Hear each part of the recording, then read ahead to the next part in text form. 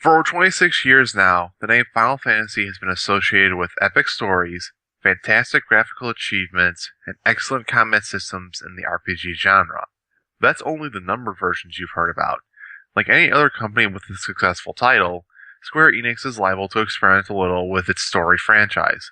Sometimes the experiments explode in their face and are a horrific mess, a la Mystic Quest, and other times they produce something that's just as good, if not better, than some of its numbered games, i.e. Final Fantasy Tactics. We'll delve into the offshoots of the Final Fantasy name, try to identify what makes them be considered a Final Fantasy title, and discuss what we, as fans, like to see again or improved upon right here on Downloadable Content.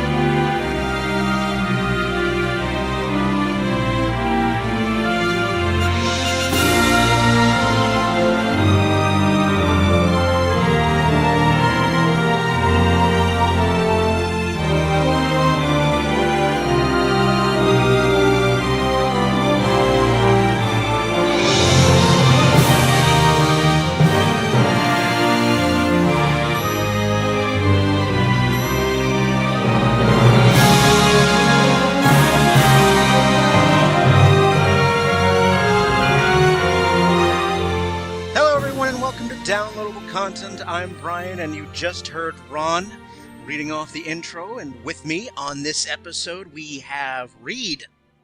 Hello again. We have Shanna. Hi again. And we have a couple of newbies. I'm so excited. We have Michelle. Hello. And we have Shawn. Hi. Welcome one and all to this craziness that we call downloadable content.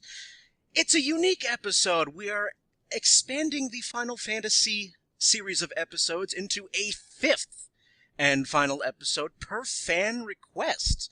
We received a request on the Facebook page to do an episode of Final Fantasy games where we talk about the offshoots. We spent 4 episodes talking about the numbered games. This episode is going to be completely devoted to the offshoots and spin-offs, and full disclosure, because I have played none of the spin-offs and various offshoots, this is going to be a guest host episode. Ron is going to take control of the episode and moderate the discussion. I'll be largely in the background, just being here, the guy with the recording program and the timer and all that fun stuff. But I think it's going to be a great episode, and you will be in the very capable hands of Ron. I've been here for almost 50 episodes by now, so I think I know what I'm doing. I don't think you'll run it into the ground. Well, not too hard, at least. Yeah, just go easy on the panel, especially the newbies. We want them to come back. Yeah, I'll make sure I'll tap the brakes every now and then. Yeah, hold off on that bucket of unmentionables. So yeah, we'll set it for after the break. Yes. So, with that said, I give the episode and the floor over to Ron, so away you go. Alrighty. I'm going to start off the discussion with Final Fantasy Crystal Chronicles. This was a game released for the GameCube. It was released in Japan August 3rd, 2003, February 9th, 2004. This is a rather interesting title. Again, companies are liable to experiment. I'm fine with that. This is a real-time combat action RPG. It was designed for 4 players at once. And also what was unique with this one is that it used the normal multiplayer ports on the GameCube, but you could also play with GBA compatibility, because that was something Nintendo was pushing at the time, was trying to play Game Boy Advance games on the GameCube, or having additional interconnectivity, if that's even a word, with the GameCube games and the Game Boy Advance games. and so you could use your Game Boy Advance control system with an attachment essentially to hook it up to the GameCube and play the game on your Game Boy Advance as well as on the TV screen. So was this before or after Final Fantasy XI? This should have been right before Final Fantasy XI. I'm going to go to Lord Wikipedia and check. I'll look that up. You guys keep talking. Just curious, because like it's before this, I don't believe there was any other games where you had multiplayer in a Final Fantasy universe. Is that true? Or? The Chocobo Racing, which we'll get to in a second, may have had like local multiplayer, but that's to be expected because of what Chocobo Racing was. Oh yeah, that's true. Yeah, in terms of what like it would be like an actual RPG, like this probably is going to be the first. In terms of like the game with like the name Final Fantasy in the name. Wasn't it a requirement to have a Game Boy Advance hookup as well for it? No. I believe it was for the multiplayer. That's true. I don't remember. I seem to recall with the multiplayer, it used the Game Boy Advance. Your map and your personal menus for your character would be all on the GBA screen. That's right. Your regular movements were on the main screen. So I think you had to have a cord for each additional player and a Game Boy Advance for each additional player in order to be able to play with the full 4 people. In answer to your question, Final Fantasy XI came out 1 month after Crystal Chronicles in the US. Huh, interesting. Okay. Yeah, okay. So I guess in that case, I was wrong, but because I know I have the game somewhere. I know I did use the multiplayer functionality once, but this was back in like 2004, 2005, and I honestly do not remember if I even have the cable for it anymore. So I know that I still do. I think it was one of the few games that used the cable. Yeah. Yeah. I did play a little bit. The gameplay was fine. It was just like I feel like to get the most out of it, you really didn't want to play with friends, and so you would need like 3 people with the Game Boy Advance and the Game Boy Advance to GameCube cable. So that's like $130 extra per person. I never owned the game myself. I did luckily have a Game Boy Advance and a friend that had the game, and I remember banking many hours. And I think with multiplayer, when you played it, there was a mechanic, at least in one of the levels, one of the dungeons, where one of the players had to actively be carrying like a chalice or something. Yeah. To keep that was like the whole game, man. Yeah, that was basically the whole game. Yeah, because that was the big difference. In single player, you had a Moogle that would carry the chalice for you, and if you pause the game or anything like that, then your menu screen could come up on the actual TV. So that's what I don't think it required it for single player, but it was nice to have because that was the only way to get a mini map. And then when you played multiplayer, one person was stuck on chalice duty, or you had to kind of alternate between the two. Because the thing was every level was covered in that poison mist, and that was the whole reason why you were going on the chalice adventures, is to get like more chalice juice, I guess. Yeah, basically. Yeah, and so one person somebody would have to carry it and then either put it down or keep moving it, like in the boss fights, because it could get pushed around and everything. So it was a really interesting mechanic as far as gameplay was concerned. It's just that for some reason I always ended up as the chalice bitch, and that kind of sucked. Yeah, I mean, there's also, I remember with the comment too, like you could combine your spells to create like different, either more powerful spells or different effects. Like, yeah, I think Cure plus Blizzard gave like Blizzara or something like that, or something weird. It was interesting because you had to go and pick up the spells. You could only carry like 2 of them, I think, at a time. And you'd have to pick up the orb off the ground, and then you would like learn the spell, and it would dump off one of the other spells that you had if it wasn't compatible or whatever. Or it was just you had 2 slots, and each time you picked one up, it rotated one out, I think. Yeah, so, yeah. But in single player, you could get like the rings that would automatically start you with the spell, as opposed to having to get them on site. I remember that, and you could later on you could have multiple rings, so you could have like 4 ring slots, equip 4 blizzards, and then every time you cast blizzard, it'd be Blizzaga or whatever. But yeah, what you had to do in multiplayer was, because each person, like if 4 of you were playing and you all had Blizzard and you stacked your Blizzard casting rings on top of each other, it would magnify the spell effect to the higher level spell, which I remember being pretty cool. And it was just tough because you had to do that during boss fights and everything. So if you're trying to cure each other and things like that, it made it a little hectic trying to dodge, do your casting ring and drag the ring all the way across the map to the person that needed it, and then they needed to stay there long enough to actually hit the spell effect. So, I mean, mechanically, it was very interesting because it was an action game. It was interesting, and there was the RPG element of having to buy the new equipment, which did actually change how you looked and what your weapon looked like. Yeah, it always bothered me that one of them had a racket for a weapon. It's like, why not just make it a staff, man? Why does it have to be a tennis racket? It was literally just a tennis racket, and I also remember too, like, to get increased health, you had to beat, like, progress through the dungeons and get to the end and get more crystal juice. Yes. And that was the only way to increase your health bar, so it was kind of Legend of Zelda-esque in that sort of sense. So was this game kind of like, I haven't played Crystal Chronicles, was it like Gauntlet? That's kind of what it's reminding me of just based on the descriptions. Yeah, it kind of is. It's sort of top-down, go around in circles, action, shoot at all the enemies that spawn, kill the little spawn things, I remember. So, yeah, it's almost exactly like Gauntlet in that respect. Okay, all right. Other than, saying like Black Mage needs food or something like that. Yes, yeah. Black Mage is dying. There's no food or thirst mechanic in that game, thankfully. Instead of food, there's poison you're not supposed to breathe, so... Okay. Yeah. I do remember there was, I think after each boss fight, too, there was like a little portion where if you're playing in multiplayer, you would get letters from home that you would be able to read on the Game Boy Advance screen.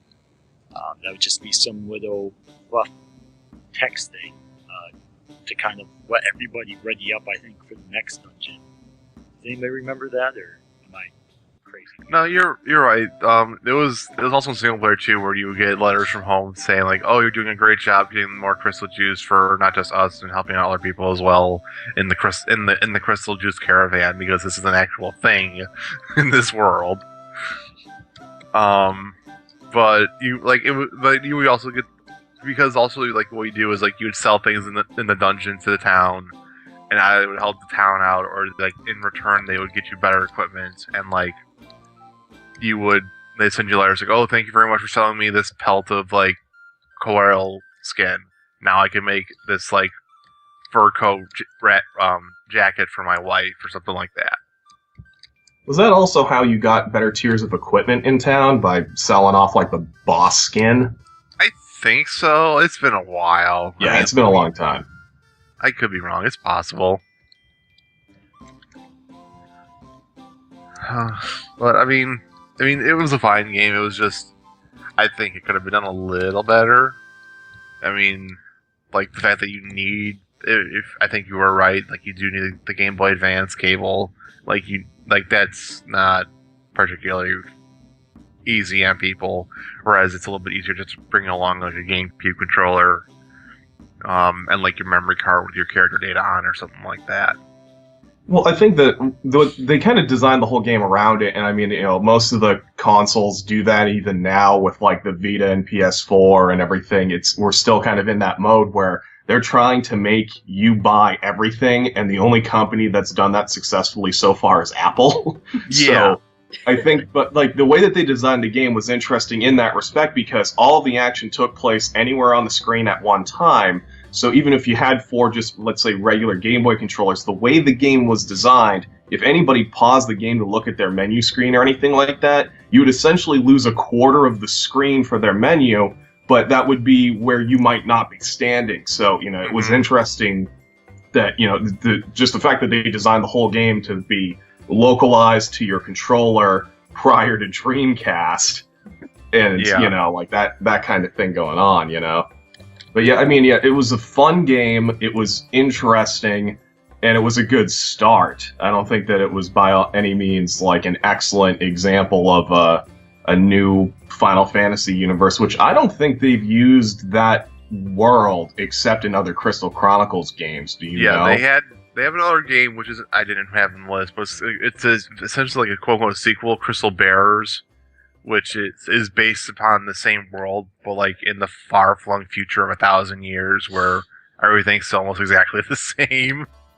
Mm. But I mean, it's on the list, but it was for the Wii, I believe.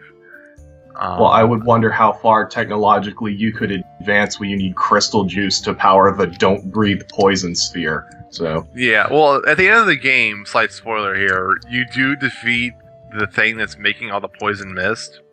Okay. And so like the whole world's open up for exploration again.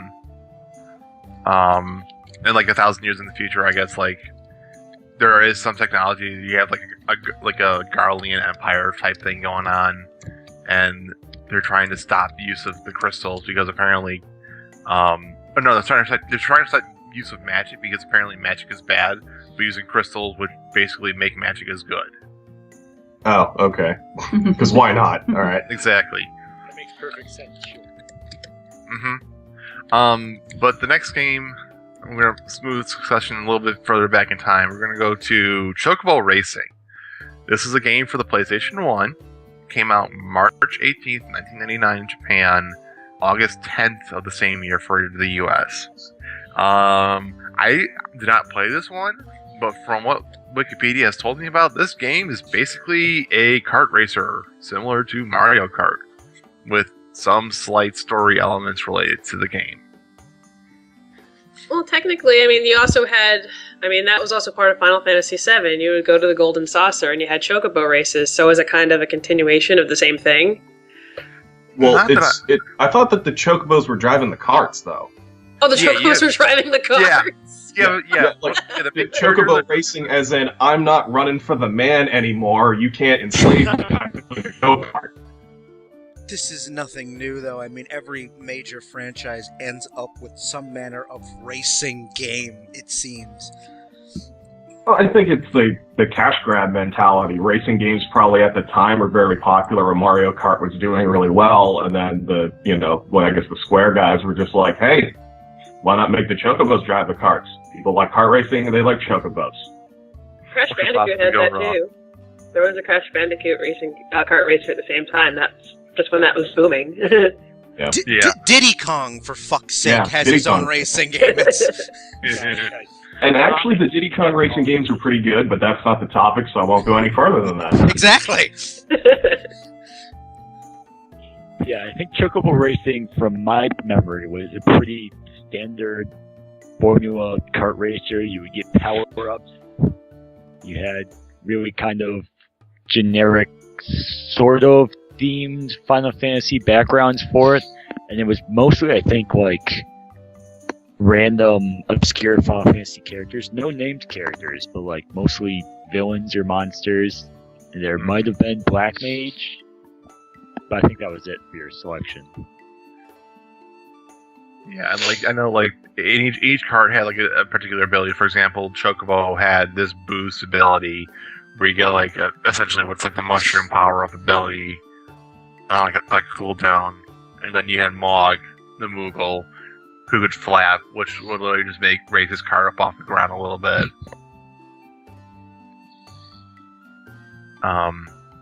But they all had different little things like that.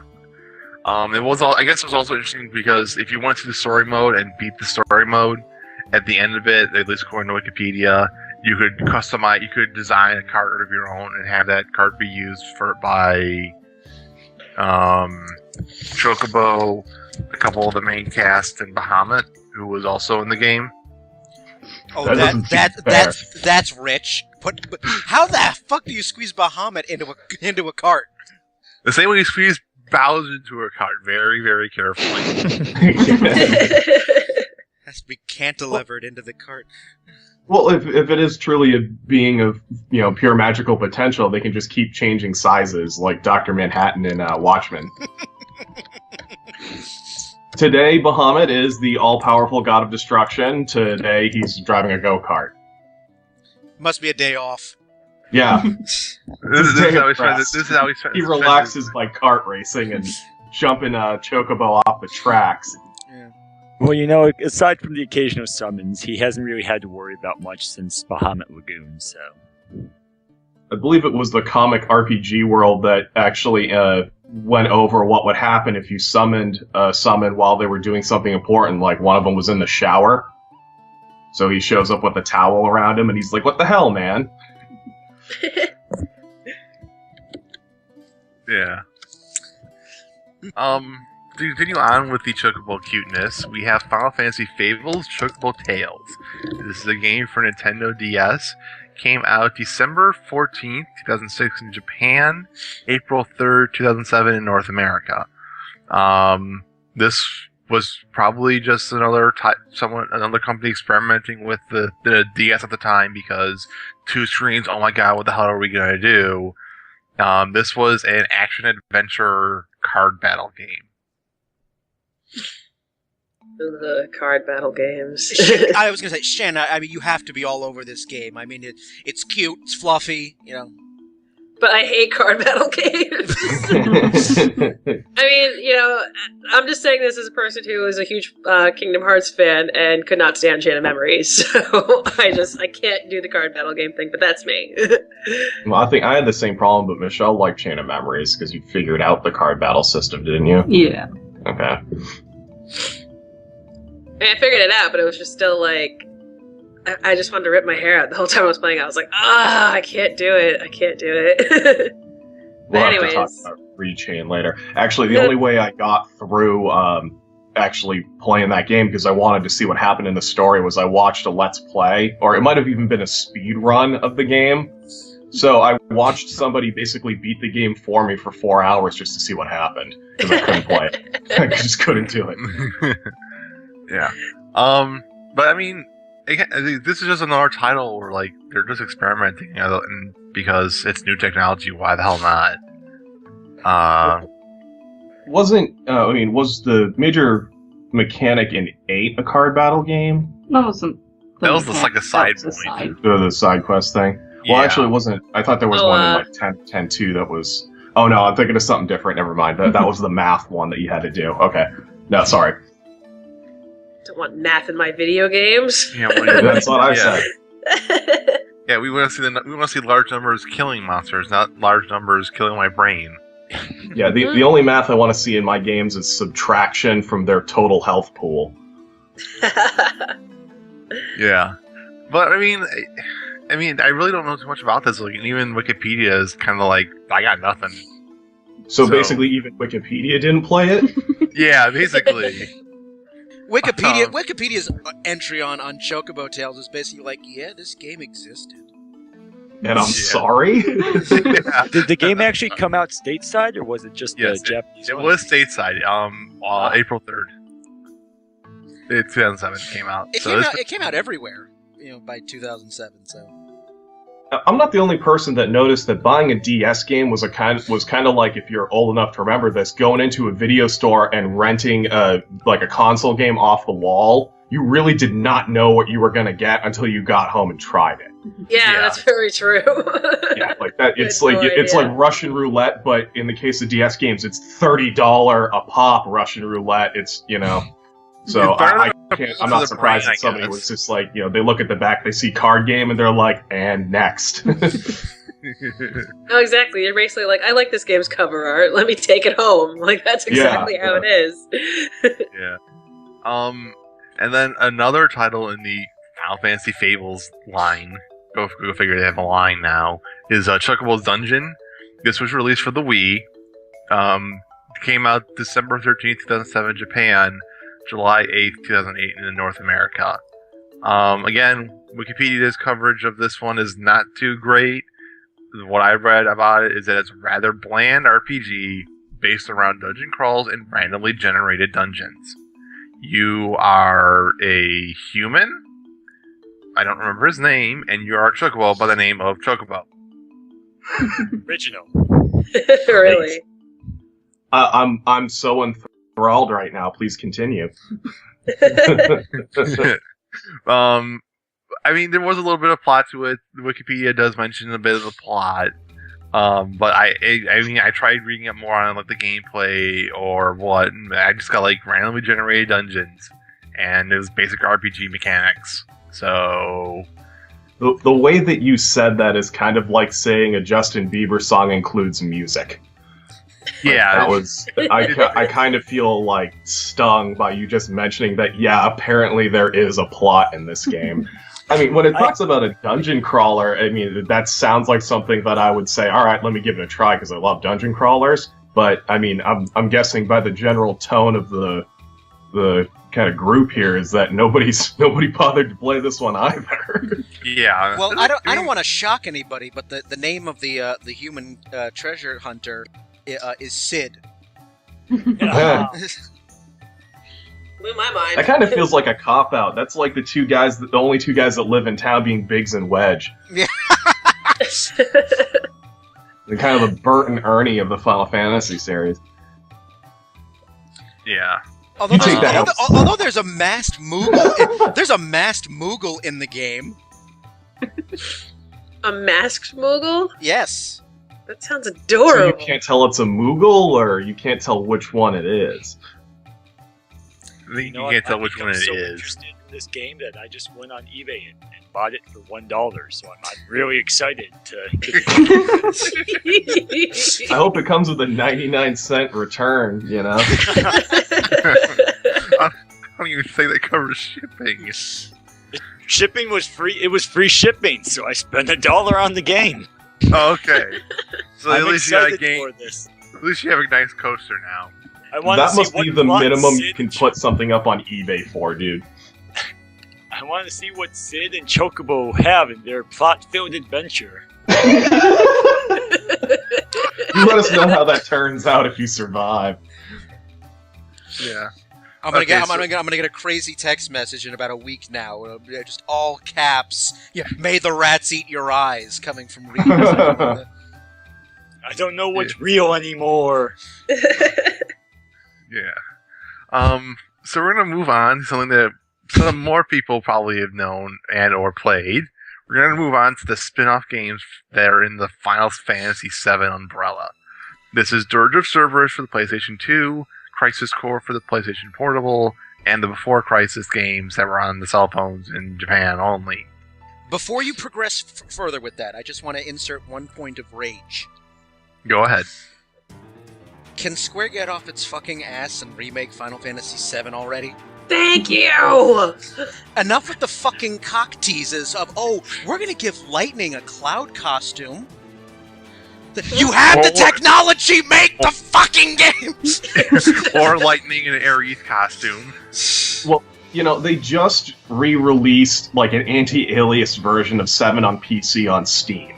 So, you know, it's like the closest they've gotten to remaking that game, which this is funny if you guys haven't already done this, but the Final Fantasy VII version that's out, like the re-release on PC, is basically, like I said, it's a higher res version of 7, and since I owned, the first time 7 came out on PC is when I bought it, and there is like a high res pack that was made by fans that was out, so they basically just bogarted that.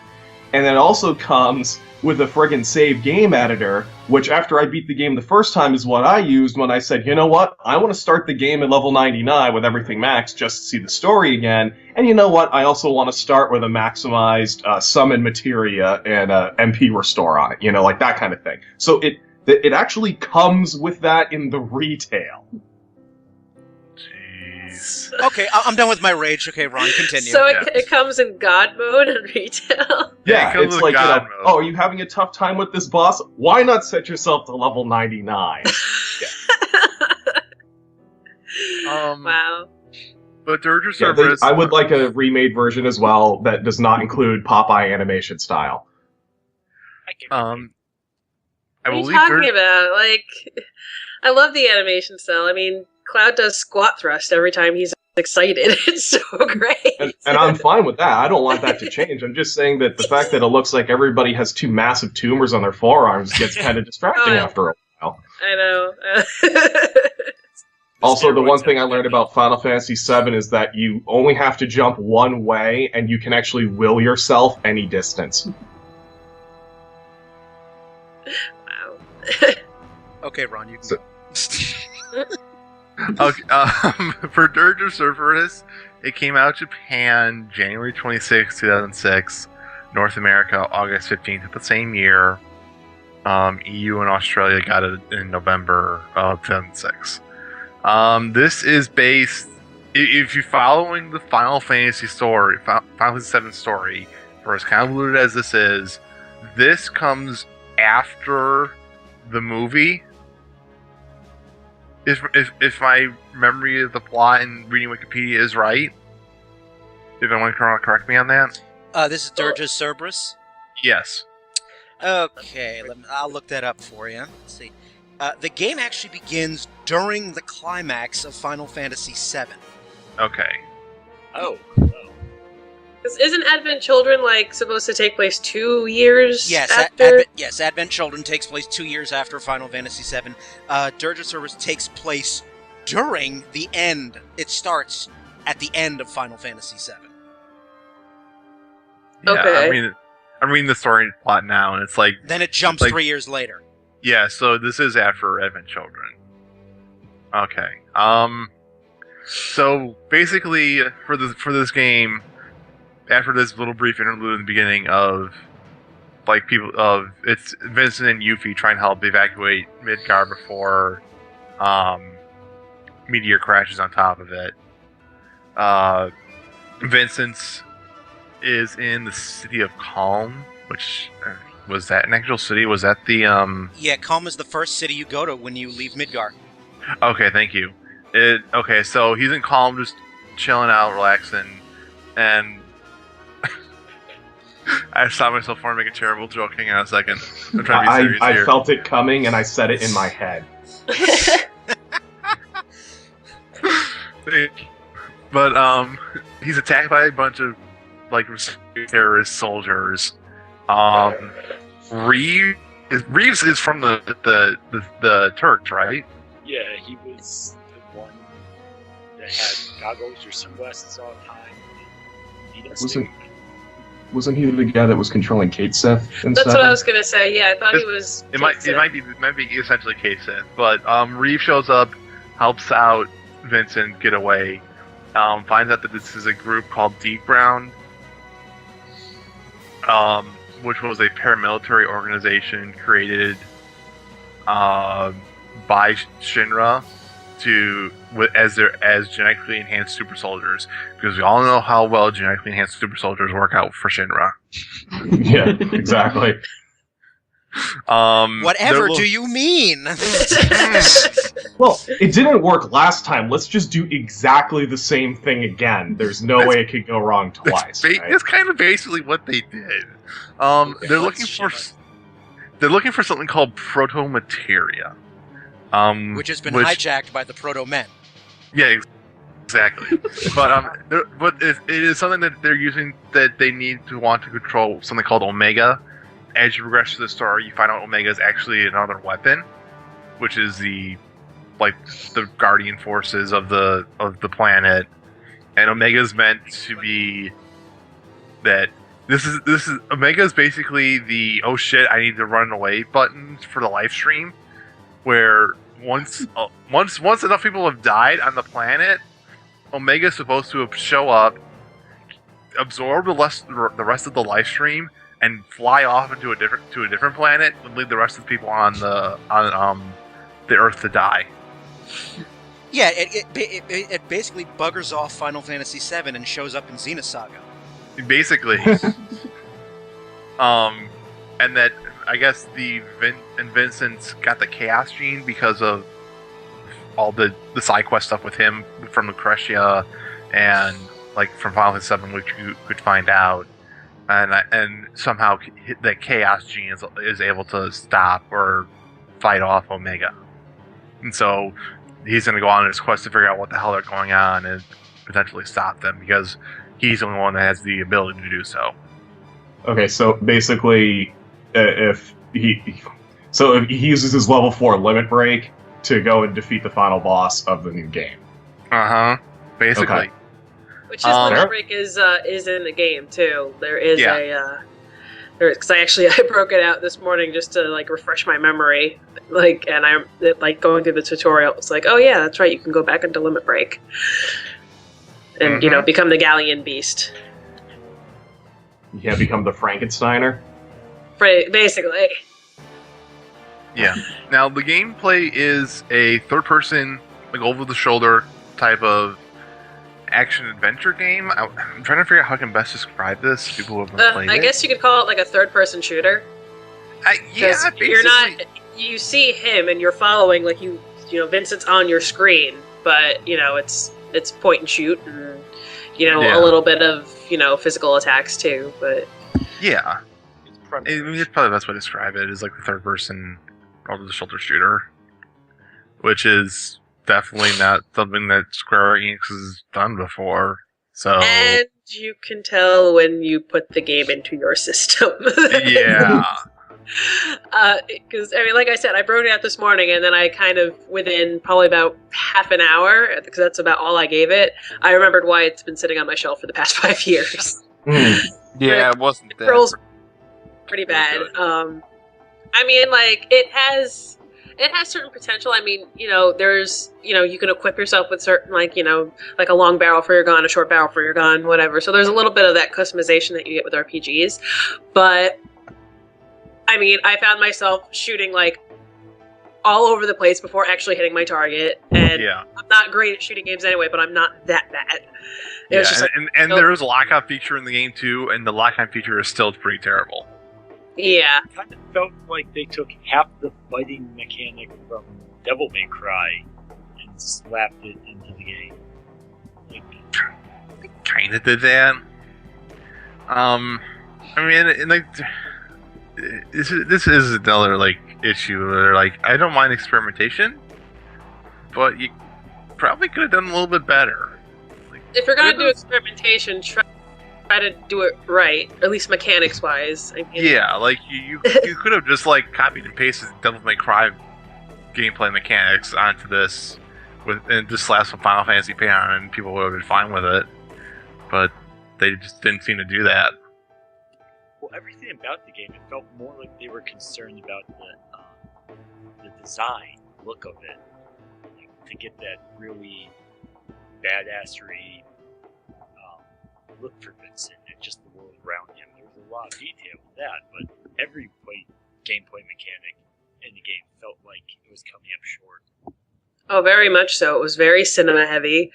It's kind of, to be honest, it's kind of the same problems that people had with Final Fantasy XIV. It's great to look at, but the whole point of a game is to play it, and if you can't play it, then it's no fun. And I got a lot of mixed reviews for that too. I was looking up on Metacritic, and it was a lot of people were just oh yeah, it's okay, but it's not fun. And if it's not fun, then you're not. Sure, that means it's not okay. Yeah. I got really nothing else to say about this. The game was 12 hours at most. That's not that long. It's about on average for a third-person shooter type game, I guess. But it really wasn't something that I wasn't excited about in the first place when I picked it up. And as I was playing it, I was I'm really regretting my decision. I think that that's going to be a new candidate for me to watch a speed run of. Just to get the storyline. Yeah, exactly. It's that was the reason why I was interested in it, where I do like third-person shooters, and it was okay, I like Vincent, I like third-person shooters, I like Final Fantasy, I'd like to see the story. And then I think about the time I was about to go get the game, I started reading all the reviews, and I was just never mind. So yeah, I would take a sharp left that way and go into the other store across the street. Yeah. But yeah, exactly. It's like you said. The ducks are all lined up in a row. Final Fantasy, Vincent, who's a fan favorite, shooting games, so it's something at least a little bit different. So it's it's got all the potential, but it's just it wasn't really that great in terms of playing it, and it actually even got a little boring. So yeah, what can you do? Yeah. If you're playing a shooting game and you're falling asleep, something is seriously wrong. Exactly. I mean, even the fact that it was mission-based I thought was kind of cool, because that gave you kind of a different, it's a little bit quicker paced, but just like, you just didn't really get any fulfillment out of it. Even the missions, like I'm like, okay, I beat a mission, yay. Like, they're a little bit clunky or too easy or like... Was it grindtastic? I guess that's my real question. Yes, it was. It was very grindy. Yeah, that sucks. Yeah. So we're gonna move on to something a little bit better. Bury it and then move on. Yeah, we're gonna bury this and move on to a much better game, in my opinion, Crisis Core for the PlayStation Portable. This is the prequel game to Final Fantasy VII. Although, yeah. Although you find out with about the same fucking hair. Anyway. Yes. I know for a fact, though, this game made grown men cry. I've heard this several times. Crisis Core came out September 13th, 2007 in Japan, March 24th, 2008 in North America. Australia and EU got it a couple months later. This is basically the expanded upon story that was briefly mentioned in Final Fantasy VII of who Zack Fair is, what his relationship is to Cloud, Sephiroth, Aerith, and like all the other Final Fantasy characters, and like basically helps expand upon the story of like what happened before Cloud hopped off a train to blow up Mako Reactor 1. Yeah, it's the lead up to all of that. I mean, we hear Zack mentioned in FF7. I don't want to give spoilers away to any listeners that might not have played the game. If you haven't, shame on you. Statute of limitations for spoilers on Final Fantasy VII have long since expired. Yeah, we're gonna spoil the fuck out of this game. So spoilers. So right. Spoiler alert ahead. You guys have been forewarned. We're spoiling this game a lot. I mean, Zack has mentioned basically he's hinted that Cloud is a clone of Zack for a little bit there. Sephiroth messes with your mind and makes you feel that, and you learn that Zack is just the guy that Cloud looked up to and basically projected himself as. He fantasized being Zack. And Zack was also, even before that, when you first meet Aerith, she mistakes Cloud for Zack, because she hints that she used to have a boyfriend named Zack. That's the only mention of Zack in FF7. It's the hair. It is. It's the hair and the suit. It's like 3 haircuts in the game. Like as you go through, okay, so to go into the story of Crisis Core, you're playing as Zack. It's action adventure, but it's like randomly generated action adventure. Like you fight in a closed off area to like fight monsters or groups of people, like 1-on-1 or 2-on-1 or 3-on-1 or something like that. And you have this like what is basically like a slot machine going in the top left corner of your screen. Yeah. And every time you get like 3 rolls or something, you do a very powerful attack or you heal yourself or something like that. I think that was their limit break system, was like the slots that would do, if you got all Aerith, you would heal, because it was different characters from the game that were the slot options. Yeah, it was different characters for the slot options. Like, you would have some of the Turks would do various, like, powerful effects, like Aerith would show up and heal you. I guess what's interesting, too, is, like, before you even meet these characters, like, you see their faces grayed out, so, like, you know that they're gonna show up eventually, but you don't know how or when. And you get, like, a reduced version of their, ability.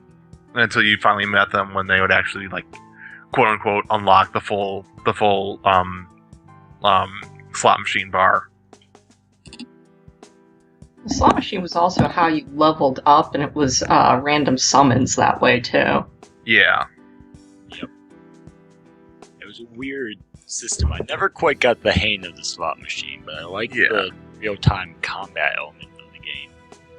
I mean, the way I explained it, and to like I personally explained to myself, was like, this system is basically like Zack trying to emulate someone. while he's fighting, and he's basing like his memories upon that. Like, okay, what would like Reid do in this situation? What would Anguille do? What would Aerith do? And then like he would do a particular move based upon that.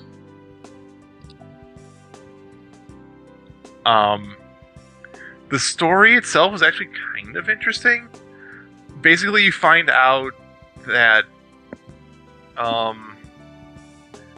Shinra and go ahead. It's first off, it's like in the golden age of Shinra, because it's kind of when they are at their most powerful, most everybody likes Shinra. You know, there is no avalanche really yet. There's like maybe just beginnings, but it's this great company producing all these fantastic products for us, and you're the wide-eyed, bushy-tailed, young, I work for the best company in the world character. Mm-hmm. So Apple. No, yeah. Basically. Yeah. Well, Apple, if it was using human souls for power, which just made me have a really shuddering realization about Apple, so I'm going to stop talking before they find out. Yikes. Yeah. I was waiting for you to get to that particular realization, but like you basically like you start seeing like you as this bushy-eyed, bright-eyed like person, you start seeing like underneath the shiny veil that Shinra has on. You start seeing like the gross underworkings, and you're like, oh, Sephiroth is an experiment. Hojo's a jackass. They've been experimenting with Genoa cells for quite a while longer than we even knew that they were experimenting with them. And the entire time you're just trying to survive and do the best you can to help, like, just people out because that's what you want to do. I think one of the real interesting things with the storyline is that it was definitely geared and advertised towards the Final Fantasy VII fans. And by doing that and letting you know who the main character was, when they first were releasing the advertising, they had a picture of Zack with a sword outside the boundaries of Midgard. But they cut off the top half of his head, so you would get like his chin, but you couldn't see the hair, so it's like this could be Cloud. Once they released it and they had the image of Zack and they were like using Zack's name in the advertising, it was pretty much a done deal, and anybody that played 7 knew that this character, this is not going to end well for Zack. Zack is dead by the time we get to 7. Yes. And in this game, just before 7, it's not going to have a happy ending. He's not going to go off in the wagon with Aerith or whatever. So, right off the bat, you have this game where you know the ending's going to be depressing, but they did a real good job of getting to that point. It basically did the same thing as on the third Star Wars movie. You know, the one where you yeah, in the prequels, like where it's like, you know, you're going into the third movie and you're going to see Anakin delve into Darth Vader. It's kind of that same thing. Like, you know what's going to happen, but you're like going to see how it happens, and because we all want to see the train, basically. Yeah. I mean, and unlike Lucas, there wasn't too prolonged build-ups that weren't necessary. We just get to the meat and potatoes. Yeah. And actually, like, this is a like this like if you want to know someone who got a shit hand dealt to him, it's Zack. Like, the person he looks up to is an experiment and tries to kill him. The next person he looks up to goes insane and tries to kill him. He gets forced into a tube for 7 years and experimented on, along with his co-worker, aka Cloud, who also gets shoved into a tube and experimented upon for 7 years. And like the entire time, like all he wants to do, like after he breaks out of the tube and saves Cloud, is like he just wants to get back to Midgar and go meet up with his girlfriend. And that's all he wants to do. Pretty much. And like at the end of it all, like Shinra is so worried about Zack for what he knows, and also because he's basically glowing with Mako radiation in terms of like power. Also, probably actually because he is glowing green with Mako radiation. That they have to send like 10,000 soldiers to try and stop him, and it takes 10,000 soldiers just to weaken him, and he still gets away. And then you find out that at the end he has to save Cloud from a sniper bullet, and that's how he dies. Although it was interesting that when you see Zack's death scene in 7, as Cloud remembers it, it's basically him getting taken out like a punk and just being shot in the street like he got killed in front of a Circle K. And then you see the version in Crisis Core of how he dies, and it looks like a Monty Ohm film. And you're just like, holy crap, okay, he's actually a badass. He's not just some bitch, you know, at the end. He's not it's like, thanks for paying it forward and doing him some justice here and make you feel like he actually, like, died for a reason. Yeah, he defeated and/or killed, like, 10,000 Shinra mooks. Yeah. And, like, his dying breath is he gives the Buster Sword to Cloud and tells him to run. And the Buster Sword is a hand-me-down from Angeal, so it's sort of mentor to mentor. Exactly. This is the trope of like the passing of the sword, or the mentor bequeathing the gift onto the hero. I mean, I have to say this game was probably my favorite on the list of the FF spin-offs. And it's not even just for being in the FF7 universe, which I thought was really well done, even though I liked 6 a bit better. Just Crisis Core was such a polished spin-off, I felt. Like, with all the mechanics, the storyline, the visuals, it was just really fantastic. Little experiment, I guess, by Square. It's something a bit different. Yeah, I mean, the game also looked very pretty, too. Like, this was definitely a game that, like, took the advantage of the PlayStation Portable's, like, hardware to the max. Like, this was definitely a very nice-looking game, and it played very smoothly. And had New Game Plus, which was amazing. Yes, New Game Plus. That's my point of rage. Every single RPG should have New Game Plus since Chrono Trigger until the end of time, and if you don't do it, you need to get Lou Gehrig's disease. The end. Wow. Holy shit! Wow. Bit of a That's pretty brutal, man. But hey, this is how I feel. Well, but like, there was the unbridled rage, so... It's just being honest. That's fine. But I mean, the New Game Plus thing was fine just because, like, you would get to the end of the game, and granted, there were certain exploits you could do to power level yourself up really fast. But like New Game Plus was basically just like if you wanted to experience a story. Yeah, and that's exactly my point. I mean, in almost every RPG I've played, there are very few exceptions to this, but when I get to the end of the game, if I want to see the story again, which is the reason why you play a single-player RPG, in my opinion, you should have the option to at least start over with something that proves that you've kind of made that accomplishment. Because then you end up getting into games like Eternal Sonata, where, congratulations, you had a hard time beating this game, so your New Game Plus option is the game is even harder. That's it. It's like, that's not really a reward. That's kind of a kick in the pants. I was so disappointed when Lost Odyssey didn't have a New Game Plus, but that's a different...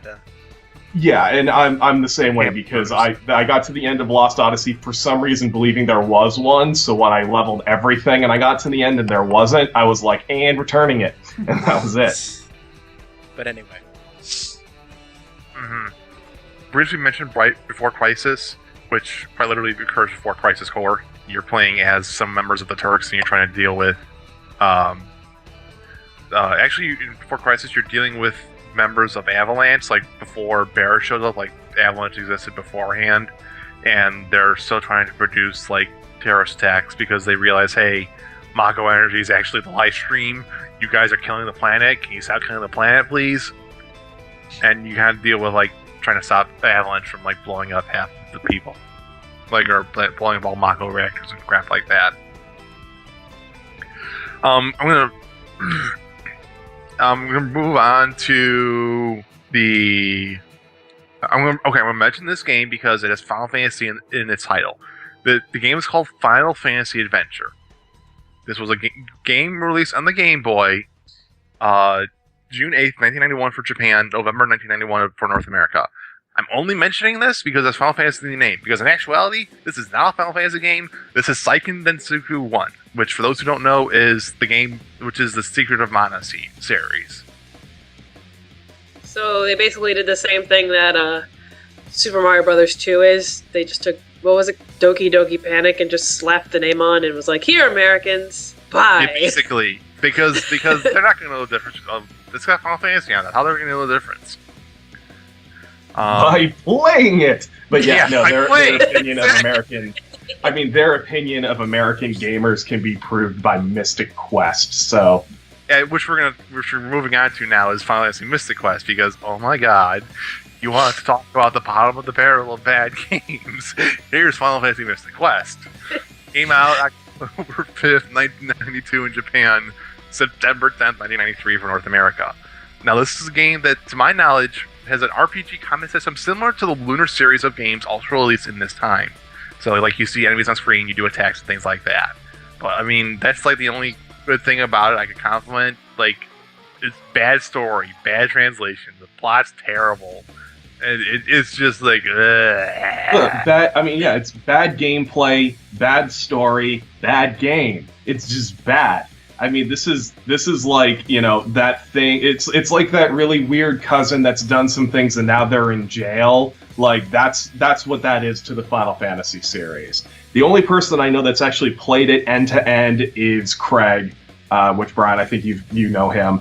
And he's the only one that's done it end to end, and I don't think he liked it. I think he just did it on principle. Yeah, I don't even do that on principle. There's certain games that I will avoid, even on principle, and this is one of them. There were, there were some of the numbered Final Fantasy games that I completed solely on principle that I hated, like 2. But 2 and 8 for my games I completed on principle alone. But like that's fine, I guess. But like this thing doesn't even deserve to have the Final Fantasy name on it. Unless like we're gonna walk up to it like it was a soldier and rip its badge off and throw it in the garbage.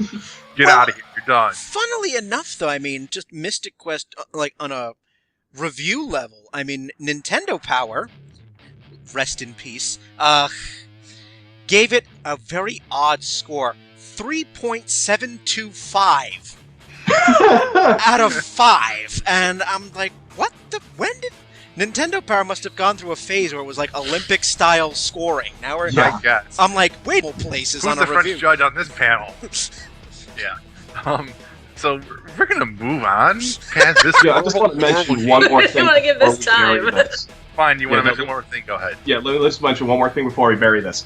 I think that this was around the time where Japan was just convinced all Americans were idiots, because when Final Fantasy IV came out stateside, they had a bunch of the mechanics stripped out of it, which I'm sure most of you guys are aware of. Mhm. And I actually went through and I played a ROM'd version of the Japanese one, and it's like a 50 times better game. And there's nothing funnier to me than like the first boss you fight when you have Tella, the old guy, and he has that remember move that they stripped out of the American version. And I went and I cast like Bio 2 on the boss because I had exactly enough MP to do it and one-shotted him. You know, like, that's pretty sweet. You know, that was a really interesting mechanic. But yeah, anyways, yeah, let's bury this and move on to something that's much, much better. Yeah, we're burying this thing and leaving it dead. We're moving on to I was arguably probably one of the best things they've done with the Final Fantasy name. This is the Final Fantasy Tactics series. Love it. Yes. I suspect you're going to close the half with this. Yes, which I'm closing on this because we're probably going to spend a good 20 minutes just talking about this series as a whole. But you're going to be a lot of material to play with. I hope you realize this. That's fine. That's what I have expected because honestly, the break will probably be much shorter. So anyway, go on. Yeah. So for the Final Fantasy Tactics series came out for PlayStation 1. I'm going to get the release date for you guys right now. But this was a game that I remember picking up and being like, oh, this looks interesting. I wonder how good this is, and it's very, very good. Came out June 20th, 1997 in Japan, January 28th, 1998 in North America. Now, this game is vastly, vastly different than a normal Final Fantasy game. Instead of it being like your normal RPG style combat from the Final Fantasies of that time, which was basically had been either Final Fantasy VII's action time battle system or the 4 and 6's battle system. This is a turn-based RPG using a grid, and you're basically like moving around like little animated characters and doing battle on like various maps and planes and things like that. It's a tactical RPG. It's a strategy RPG. There weren't a lot of tactical RPGs at the time, I don't think, but since then, I mean, all the Dissidia games are. I think Ogre Battle might have been before Final Fantasy Tactics, and it's one of the ones that uses like the same style. But since then, there's been a lot of tactical RPGs that I think a lot of people would be familiar with. Yeah, Ogre Battle and Fire Emblem, I believe they existed before Tactics, but Tactics is definitely like one of those series that's like the gold standard almost in terms of just how well done the game is. Actually, there's one other thing I just want to mention real quick. If you go back further, the only games I can really think of that were tactical RPGs like that would have been like Shining Force and Shining Force 2. Yeah. Because it uses the grid, it uses your spells have a particular shape, and you can hit all the targets in an area, like that kind of thing. But Tactics, the one of the main things that was in that was that since it was three-dimensional, it had elevation as a factor. So there's a dimension to it. Basically, someone is being told as the story is being told by a monk who discovered like the actual history tells the War of the Lion, which occurs during the course of the game, occurs one way when someone who found a heretical book because he's a monk and he should have burned this and so he kept it to read for like his personal pleasure to see just how far off it was. Like the book he reads, which is what you actually play throughout the game, tells him a completely different story, and also said story is also the legitimate story. And it's actually much more complex than what history in the game tells it, or what his history tells him to be. There's political intrigue, black backstabbing, religious zealotry going on, like basically like anything you can think of out of like the Middle Ages with like heretics and like the church trying to overpower the states and the governments. Like that stuff's going on in the game, and there's like all this very interesting like counterplay going on, and like you're just this dude trying to rescue his sister and just like just trying to do the right thing. Well, I mean, it was the thing that I liked about it. You know, first of all, the story was amazing, but really for me, the gameplay mechanics and, like you said, the job system was so interesting to me, and just the fact that the job system was also like a tech tree. And I think that's what's kind of interesting to mention is because, like in 5, you just, depending on where you were in the story, unlocked what classes you had available to you. But then when you look at Final Fantasy Tactics, you had to be certain ranks of certain jobs in order to unlock the ability. So each character you could really gear very specifically to a particular battle style or purpose. Correct. I mean, I think that's even one of the reasons why it was so successful is because, I mean, that's one of the things that fans enjoy about the Final Fantasy series is the customizability and the ability to have all these job systems. And this was just another way to utilize that in a completely different form of gameplay. And then on top of that, you also have the fact that, and this is kind of ups the stakes a bit, but you have all your little troops, you have your party, and but the thing is, if you lose one of them in battle and you don't revive them in time, or at least that's in the version that I'm playing on PSP, your characters don't come back. Yeah, and that's how it was. There was a real consequence to dying in that. It's not your typical, like, oh, well, whatever, I'll just leave, like, this character dead until the end of the round and then just, give him a Phoenix down or whatever. It's like, you've got maybe, like, a couple of minutes, maybe not even that, to revive this It's like 3 turns or something. It's 3 turns when the character dies. It will in the game you will, as you get through the game and you like learn more about like keeping track of times and movements and what characters are going to move next. Like it's 3 turns from when the character was downed before they will turn into a crystal and actually die. And one other thing that was interesting too is that so obviously there's a real weight to it, with the exception of story characters, like the actual specific guys in a particular battle that have to be through the battle. You could leave those guys dead; that wasn't a thing. But it was almost encouraged to go and recruit the random warriors into your team to level, and then name them after your friends, which was also fun, and that's exactly what I did. And then you go and you level them up, and then there's a serious consequence to them dying. And even if somebody does die, you can go and you can retrieve the little crystal they leave behind, but you get to learn one, singular move from their entire move set. And at the beginning, that's fine, but later on, it's so tragic that it's just like, you can't let anyone die. Yeah, like, that's part of the reason, like, in the early stages of the game, like, there's actually some merit to like letting like the enemies you kill die and turn to crystals, so that way you can learn their moves and get like a little bit of a jump ahead in terms of like learning new skills and things like that. And that mindset is still viable, like even if you progress through the game into later stages for the enemies. But like for your characters, like you don't want any of them dead. Like it's like the moment you see any of them die, you stop whatever the hell you're doing, unless it's gonna end the round right then and there. Because if you win the battle, like even while they're still unconscious but not dead, they'll revive afterwards. So unless you can end the round like right then and there, you basically stop whatever the heck you're doing and revive this person. Like, because there are cases where like I had someone die on accident, and this was like during like a 3-part, like near the end of the game.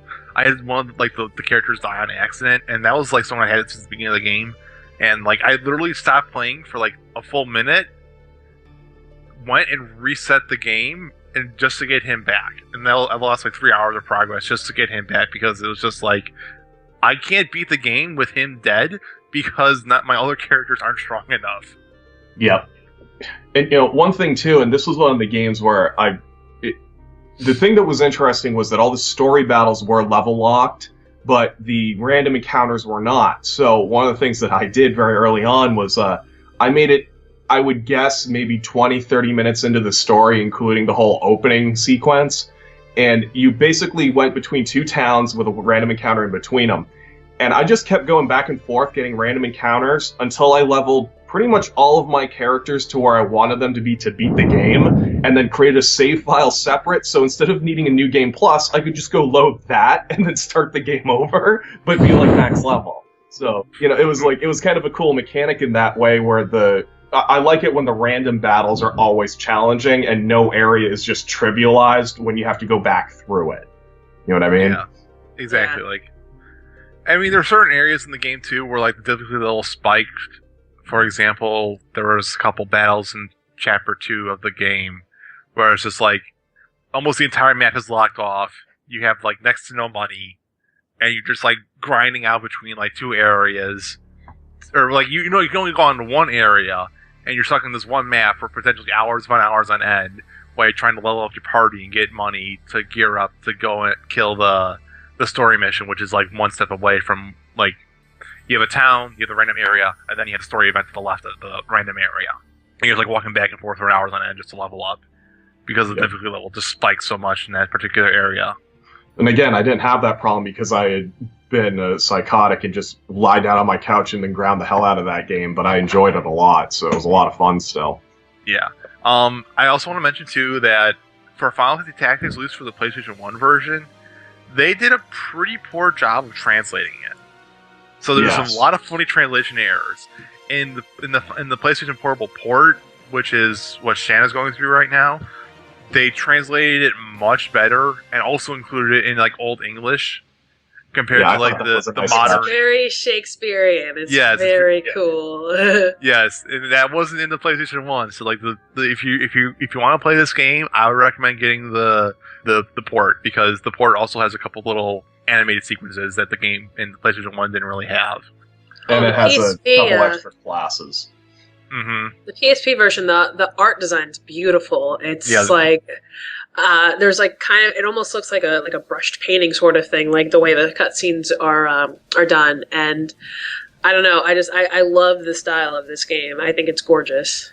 And, Yeah, that's how the game was on PlayStation, but I think that because of the era that game is from, and I mean, I'm sure that they did some upgrades to it, but it lends itself better to a smaller screen, so I think you get a better impact of the art and kind of what's going on by being on the portable in that case.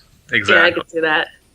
And, one other thing, too, is that with the PSP version, because it was like in that old English style, originally that bothered me. But like we were talking about before, because of how elaborate and intrigued the story is and the era that story is from and how many like plot elements it has, it actually fits it better, I think. Yeah. So, there was 2 games released that are also that are considered under the Final Fantasy Tactics umbrella. Final Fantasy Tactics Advance for the Game Boy Advance came out February 14th, 2003 in Japan, September 8th, 2003 in North America. Different story, still takes place in the world of Ivalice, which is what the Final Fantasy Tactics umbrella is, and also in 12, I think. Yes. Yeah, it's the same setting. Yeah. So the game plays very similar to the Tactics version, only it introduces a couple new races of characters. Instead of it being all humans, you now have humans. Like Vieira, whatever the lizard men are, a couple other guys, I think. Yeah. And what it is that you and some friends of yours are from like the real world, and you're all reading a book, and you get transported into Ivalice. Your friends, you as the main character, trying to bring everyone back to the real world, and you encountering some difficulty along the way from your other friends and even his brother. In that game, and then there is a game on the DS that's Final Fantasy Tactics Advance 2. Came out October 25th, 2007 in Japan, June 24th, 2008 in North America, and that's basically just like it's a new game, but they improved the graphics a bit more. The art style is a little bit better. They introduced a couple more races even, but it's still the general similar gameplay ideals of like a turn-based tactical combat system, all the things that were introduced in the Final Fantasy Tactics of the PlayStation 1. And, I did play Tactics Advanced, and I actually think I played it on an emulator on PC, to be honest with you. But I still can't remember beating the game, and I'm pretty sure I did, but just, like, the story was not as interesting as Tactics was, And I don't know if it was just because the tone of it was a little lighter, considering it was for the Advance, and it tends to be a younger audience for those games. But I mean, the like you said, the notable thing about it was, unlike in Tactics, they added the other races, at least as playable races, and a couple ones I'd never seen before. And all of those play a really big part in 12, since that's in the same world. So I guess that's really the major. It's almost interesting that, the impact came back around into the numbered series from something outside of it. Yeah. But, I mean, that's pretty much all I have, and we're going to actually take a break because we've been talking for almost, 90 minutes now as of this recording. I'm sure Brian will edit it down a little bit, but we're going to take a break, enjoy some music, and when we come back, we're going to talk more Final Fantasy offshoots on downloadable content.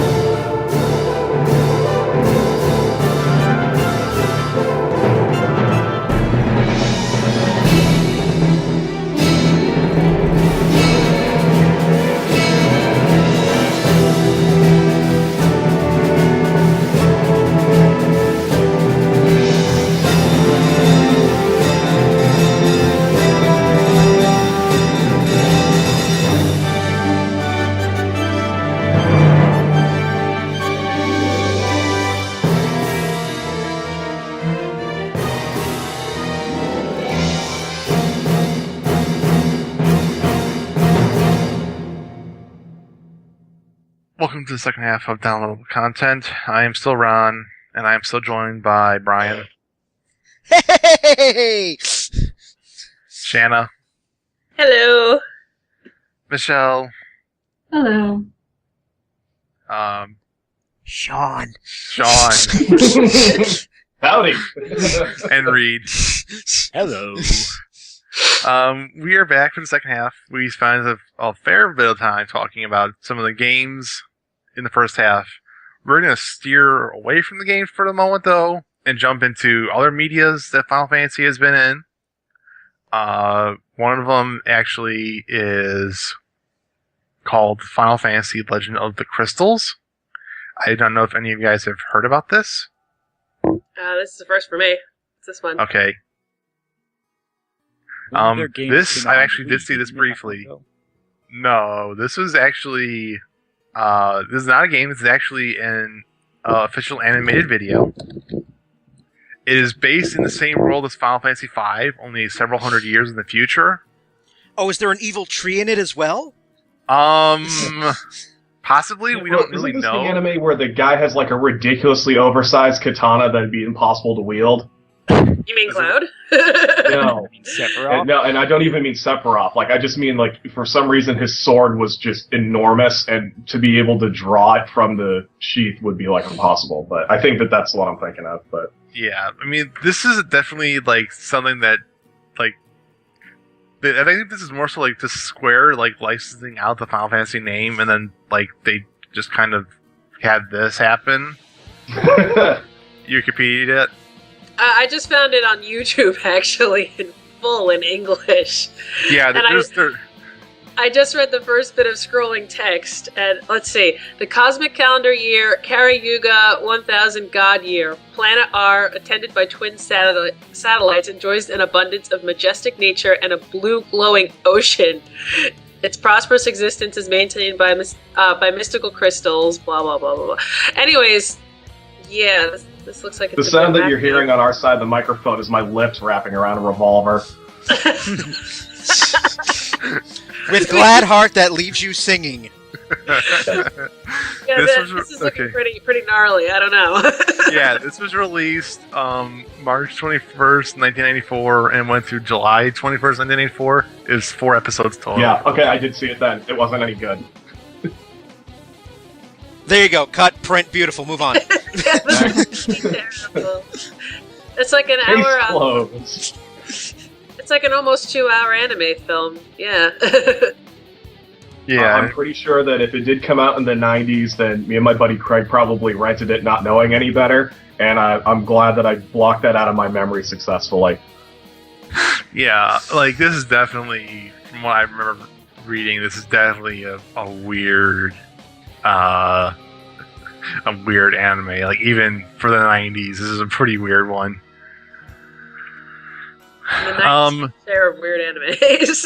Yeah, there were. I remember seeing it in like the opening credits where they would show different animes from Manga Corp with KMFDM playing in the background, and that's the only glimpse of this I remember. That's all you need. Next! Moving on. We're going to move on from this travesty to an equally bad one, sadly. We're moving on to Final Fantasy The Spirits Within.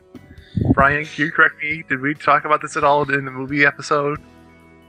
We briefly, way back in Season 1 when we talked about video games that were made into movies, we did, I think, talk a bit about Spirits Within, and just, I think I remember most of the hour crying. Yeah, that's about right. Because, you know, I did see both Spirits Within and Advent Children, and I saw the Spirits Within, and throughout, my whole mindset during the Spirits Within was just like, huh? Now, you see, one of the problems that It had a sit in it. have with it was that it wasn't based off of one of the games, because I knew that if they based it off one of the games, they would just shit all over it. But when I went into Spirits Within, I just kind of blocked Final Fantasy out of my thought process Personal going into view. the movie. And it wasn't a great movie by any stretch, but it definitely wasn't as bad as it would have been if I went in expecting a Final Fantasy style movie. You know what I mean? That's Yeah. that sort of analogy I kind of hear. It's like some people who are not, say, big fans of the Sherlock Holmes movies with Robert Downey Jr. They're like, it's a good movie as long as you take Sherlock Holmes out of the title. Right. It's Yeah, I'm in that boat of in terms of this movie, The Spirits Within, where I thought it was a movie, and it was an interest in a weird. I could almost see it being a Final Fantasy setting if they had a little bit more Final Fantasy in it. Like the general line, the weird alien ghosts going around. I could almost see being a Final Fantasy game. Or, Xenosaga, but I liked it. I mean, there's also the issue that they say straight up, like, this thing is based on Earth, and it's like 50 or 60 years in the future when this movie was released, and when they're basing the story on. And, like, it's kind of post-apocalyptic. People are living in dome cities because if they don't live in dome cities to protect them from the evil aliens that kill them on touch, then they're all going to die, and you're just kind of like, what the hell is going on? And, like, the only thing I can say good about this movie is that it looks really good. Oh, Like, it's beautiful. It looks good today, but this movie was made and released in 2001. It basically almost bankrupted Square to make the movie because the budget was like $137 million according to Wikipedia. And the movie did terrible in the box office. Like, only now is it, like, almost sort of making money back. The current box office listing, it says, which includes, like, DVD sales, is $85 million. And if memory serves, when they, like, once they eventually pulled it out of theaters, they did the box office totaling, and, like, they got back maybe 10% of, like, they got, like, maybe $13 million worth of in-ticket sales for the movie. It did that bad. Well, Yeah, I believe it. I mean, the voice cast is pretty good, and I think the coolest thing in the whole damn movie was, like, right at the beginning where the dudes jump out of the airship and they fire that, like, blue, like, viscous goo and use that to break their fall. Like, that's, like, one of the coolest things I remember seeing at the time. Like, no parachutes, just, no, land in the blue gel, you'd be cool. You know? Mhm. that'd be like, here, let's just jump into this pile of ultrasound goo. You'll be fine. Yeah, exactly. I remember really liking the movie when it came out, but if it was 2001, I was 14, so take that for what you will. Yeah, it was like, it's like I remember buying it, and I have the soundtrack as well, and I think I still have all of that. I have the soundtrack. I mean, I enjoyed the soundtrack. That's probably about the most I could say positive about the movie. I mean, but yes, 2001, we were all kids. 14 years old at that time, we still didn't get half the jokes that made it through the censor from Rocko's Modern Life, for fuck's sake. So it was just like, Oh, yeah. Yeah, go Yeah. watch that Oh, yeah. again if you haven't, by the way. That show blows my mind now. So, it's, I have, when I saw this, I was just kind of like, I think, Yeah. I think the problem and- was, it's like, I remember going to see it with my mom, and, like, I was going to see it because it had Final Fantasy on it. That was it. But, like, I think that's what Square and Sony were That's- banking on. I think that's Yeah. what they were plotting on. I think that's what the problem was, because, for those who don't, or who aren't Final Fantasy fans, they might have just been like, oh, well, that's not going to be my cup of tea, so I'm not going to bother shelling out money to go to the theater. And for those of us who were Final Fantasy fans, we either went or were disappointed. We went and were like, oh, well, it's a good movie, but it shouldn't have had the Final Fantasy name on it. Or there are people who saw the previews who are like, this doesn't look like Final Fantasy at all, I don't want to see it. I'm sure all of that kind of contributed to, it tanking at the theaters. It's got a pretty good cast here. Alec Baldwin, James Woods, Ving Rhames, Ming Na, Steve Buscemi. It had the potential, but, it also had a lot of things, I think, kind of working against it. Yeah, I think it's exactly like Brian said. It probably would have done better if it wasn't branded a particular way. A lot of whoever was in the advertising department that decided to slap Final Fantasy on it probably should have done more research than asking the dude sitting next to him if it was a good idea. You know what I mean? Yeah. Final Fantasy, the identity crisis. Yeah. And the thing is, you know, when you have such a long established franchise like Final Fantasy, there is an expectation. Yeah. No crystals, no job system, no Final Fantasy movie. End of story. Yeah. And I mean, I want to see battle transitions and everything, for fuck's sake. It's like... Yeah, I want the cast to be walking across the field, having a really in-depth conversation, totally interrupted by pew, pew, pew, and then the whole, screen goes crazy, and then they have to fight for 3 minutes. And they gotta wait their damn turn, too. And then we all have machine guns, but I can only shoot 1 bullet. You know, like that kind of stuff. You know, then they win the battle, and then it goes back out onto the field, and they pick up their in-depth conversation right where they left off. I mean... Exactly. how else would it work? Yeah, that's that's just the only normal way in the Final to Fantasy universe. But no. It had to be all fluid and stuff. Okay, I think that the spirits within have officially been sucked into the Mako reactor, so let's move on. Yeah, exactly. We're going to move on to something slightly better, Final Fantasy Unlimited. Now, this was an anime released around 2003. I don't know, did anyone else see this by chance or no? I own it all. You own all of them? Alright, if you own them, then why don't you... Oh, you're gonna force Michelle to talk now. Good. Yeah. Yeah. Do you remember any of it or no? It's been a long time. That's a cop-out. No. You have to... I remember really liking the guy whose name I can't even remember. Yeah. The guy with the cloak and the gun. His gun was awesome. So let me the just hair. say this. One of the He has a better things... memory Yeah, okay, well, I'm in the same boat as her, because I think that I realized that she had it when we were still dating, and I was just like, I haven't seen it yet. It says Final Fantasy. Why not be naive and pop it in the player? Oh, no. It's really, what I remember is that it's really, the story jumps around kind of weird, and not in a Tarantino way, just there's huge gaps missing. And maybe that's just my memory, but No, what I I think do you're remember right. from it was the main character was very Vincent. He had a breakaway pistol that held 3 different shells, and they were kind of like the caster shells from Outlaw Star. So he would basically be like, you have to speak an incantation and be like, this fire thing, this other fire thing, and this third fire thing, and when I shoot it, it's different. That's, and it wasn't like a summon, but it was just a really badass gun. And I think the whole series revolved around the fact that his gun was so damn cool.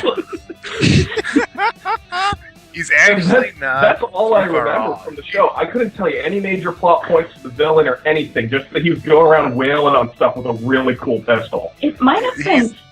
I'm trying to remember. The kids were looking for their parents, I think, or maybe it was sort of like Digimon-esque, where they were thrust into the world. I don't even remember exactly. I just remember the kids were found, I think, on the train alone by the main female character, and then the main male character just kind of that doesn't in happen here in and there Final for Fantasy. So I guess what we're trying to say is that the series is so forgettable, except the main character had a really cool gun, and he showed up like he was a perk from Fallout. And I remember some of the bad guys, because there was Peace, who was the water guy, and I really only remember him because he was voiced by Koyasu Takahito, who's one of my favorites. You wouldn't remember that. He's the guy. Yeah. My wife can't recognize American actors in movies, but she can recognize pretty much the top 20 Japanese voice actors by their voice in the one role where they don't sound like them. I know. I know. I remember that. You already know. Yeah. Yeah. So, I mean, actually, your memory of it is pretty accurate. According to Wikipedia, It's about nothing. It has a plot. It's the Seinfeld. Yeah, there is actually a plot. It's not even there's actually a plot. anime though. It's just it's just nothing. It's just badass guy wandering the landscape. It's like Bash the Stampede with no purpose. Oh my god. You know what's really weird is that I didn't even remember the giant gun for a minute. The first thing I remembered was the really badly drawn cutesy chocobo that had some thing going on with the little kids. He almost tries eating one of the little kids or some stupid little thing like that. That's the first thing I remembered from this. Oh, this kid looks like a pile of greens. Let's eat that. Yeah. No, like basically, like the story of it is that these two kids are on a train, like they're going to school or whatever, and they get and then they get magically transported to what is called Wonderland, which is they're referred to their missing parents, and they're also joined by a character by the name of Lisa Pacifist. Gotta love those anime names. Lisa. But she's trying to name. investigate like Wonderland and like learn more about it and crap like that. And along the way, they keep running into Kaze, who is the guy with the mysterious cloak and the big fucking gun. He's just shooting his summons left and right whenever he can't deal with his problems with his fist. Yeah. I thought his name was Katse, but I don't want to swear by it. But Katse means wind, so I guess that's why he wanders. He's like the wind. Well, if the Wynn had a huge breakaway 3-barrel pistol, yeah. Well, I just found a YouTube video of apparently the transformation of his pistol. It's first a metal stub completely encasing his hand, so he can't use his hand for regular use. Well, if you and then he goes into this Sailor Moon-esque transformation. You punch things to solve problems, so that's okay. Yeah, but anything that requires a thumb or fingers, you're kind of short-handed. Okay, so he can't use the bathroom, but he can punch things. And you know what? If I couldn't use the bathroom, I'd be punching stuff too. But there's this whole Sailor Moon-esque transformation of just the gun turning it into a gun. I have to rewatch it. Yeah, I'm kind of saying I'm gonna go break out my Crown Royal and I'm gonna watch this again. That's what's gonna happen. Gun? More different gun. One of the villains was this flower girl, and she always told her plants to hug people. Huggu. That's where that's from. Yes. Okay, yeah. Huggu, and then they would just have thorny bushes and then squeeze you to death. Yeah. That's pretty rough. Yeah. That's kind of like a metaphor for our relationship. That's good. Okay. And to sum it up, all I have to say on that is, oh, Japan. Yeah. Exactly. Oh, Japan. So, the last of the non-gaming related Final Fantasy stuff is Final Fantasy Advent Children. Yes! And that did not suck. That was good. No! Shockingly! That was the opposite of sucking, which I think is good. The thing I remember most about Advent Children, before you get into the plot, just because it was the very last thing I purchased with my Walmart employee discount before I left Walmart for good. Because shockingly, Walmart had it in stock. But yeah, this was a very, very good movie. I was like, hey! I'm like, please don't be better with it. And it wasn't, and it made me happy. Yeah, I also had a great deal of trepidation going into it, going, oh god, if they screw this up, it's going to be so bad. And I was very, very happily surprised how well they did. I mean, I love the character design, I love the plot line, but I love pretty much everything about that movie, to be honest with you. I can't really think of anything I didn't like. I don't remember the name of it, but I think they did an anime short that was sort of a prequel, but it was all exposition, and I could not get into it because it was so boring. And there was another one that was exact stuff. Hold on, what was the name of that? The I know. I think it was called After Crisis. Oh, A lot of crisis in Final Fantasy VII, apparently. Oh no, Final Fantasy VII Last Order. That's what it was. Yeah. But yeah, I remember the countdown to Advent Children. I mean, I remember me and my friends were flipping out. We were constantly looking up trailers. We could not wait for this movie to be released. It was just it was the Final Fantasy film that we had been waiting for since Spirits Within. Ever! I mean, seriously. Honestly, for people who don't know what this is, imagine a Final Fantasy VII. It's based on the Final Fantasy VII world. It's 2 years after the end of Final Fantasy VII. Take the Final Fantasy VII characters, give them a graphic quality update of the people that were in Spirits Within, and have it be a fantastically animated action sequences and stuff like that, with all the ridiculous things that come with it being based in an anime type world. That's the best way I can describe it. And the other thing too is that a lot of the mechanics and stuff that they utilized to explain things in the movie were also so kind of intense. Where they showed how materia, like, they didn't show you how they put it in, but, like, how materia was active within you and everything like that. And if you guys are Monty Ohm fans, saw, like, Dead Fantasy, and, like, that series, where when Tifa shows up, she's the avid, she has a children's version of herself. Materia and everything like that, uses it when she fights. It's very, very cool how we used it. But, I mean, like, the Tifa fight in the church with, what's his name? Yeah. That's one of the best fights in the movie. It's kind of early on, but it's also one of the funniest scenes in the whole movie at the end of it. Like, it's just everything start to end was, in my opinion, really well thought out. The marketing guy that dealt with spirits and then probably got fired and replaced with somebody who knew what they were talking about. Like, it's just a great movie. It's very entertaining. It's also interesting too because like, there's a couple Easter eggs. Like, you have the victory music for the church fight. I have a funny story about that, actually. Can I put that up? Sure. So, when we first watched the movie, we were watching it with a friend of mine who happened to have the victory music as his ringtone. So we're sitting there, and that part happens, and obviously it's before the guy pops up out of the rubble and answers his phone, and we just hear it. And we're like, oh wait, hold on, pause the movie. And then it just stopped, and we're all kind of looking around like, did someone call you? No, nobody called you. And then we put the movie back on, and the guy pops up, and we had to pause it because we were laughing so hard. It was just good. So great. You also see some lunar breaks too in the movie too. You see on the Slash, and then does he use Clim Hazard on Bahamut or something like that? I think it was that when they all launched him up higher and higher and higher. Oh yeah. Again, the jumping physics of Final Fantasy VII, you can use the same amount of jumping force to go any distance. But yeah. I remember, watching that, and I'm like, did they repeal the law of gravity for this movie? No, it's Final Fantasy VII jumping physics. The next time you play Final Fantasy VII and you get to that part where you're like jumping around on a mountain, he does the exact same amount of force but travels the distance required. That's like if you use the same amount of energy to get up out of your chair and also teleport. Yeah. I mean, like, the Wikipedia is telling me that the original cut is 101 minutes, director's cut is 126 minutes. So, I mean, this is definitely like something that I would recommend people would pick up and watch, like, just for a couple hours, just to be like, sit down, watch popcorn, get your popcorn ready, just sit here to be entertained.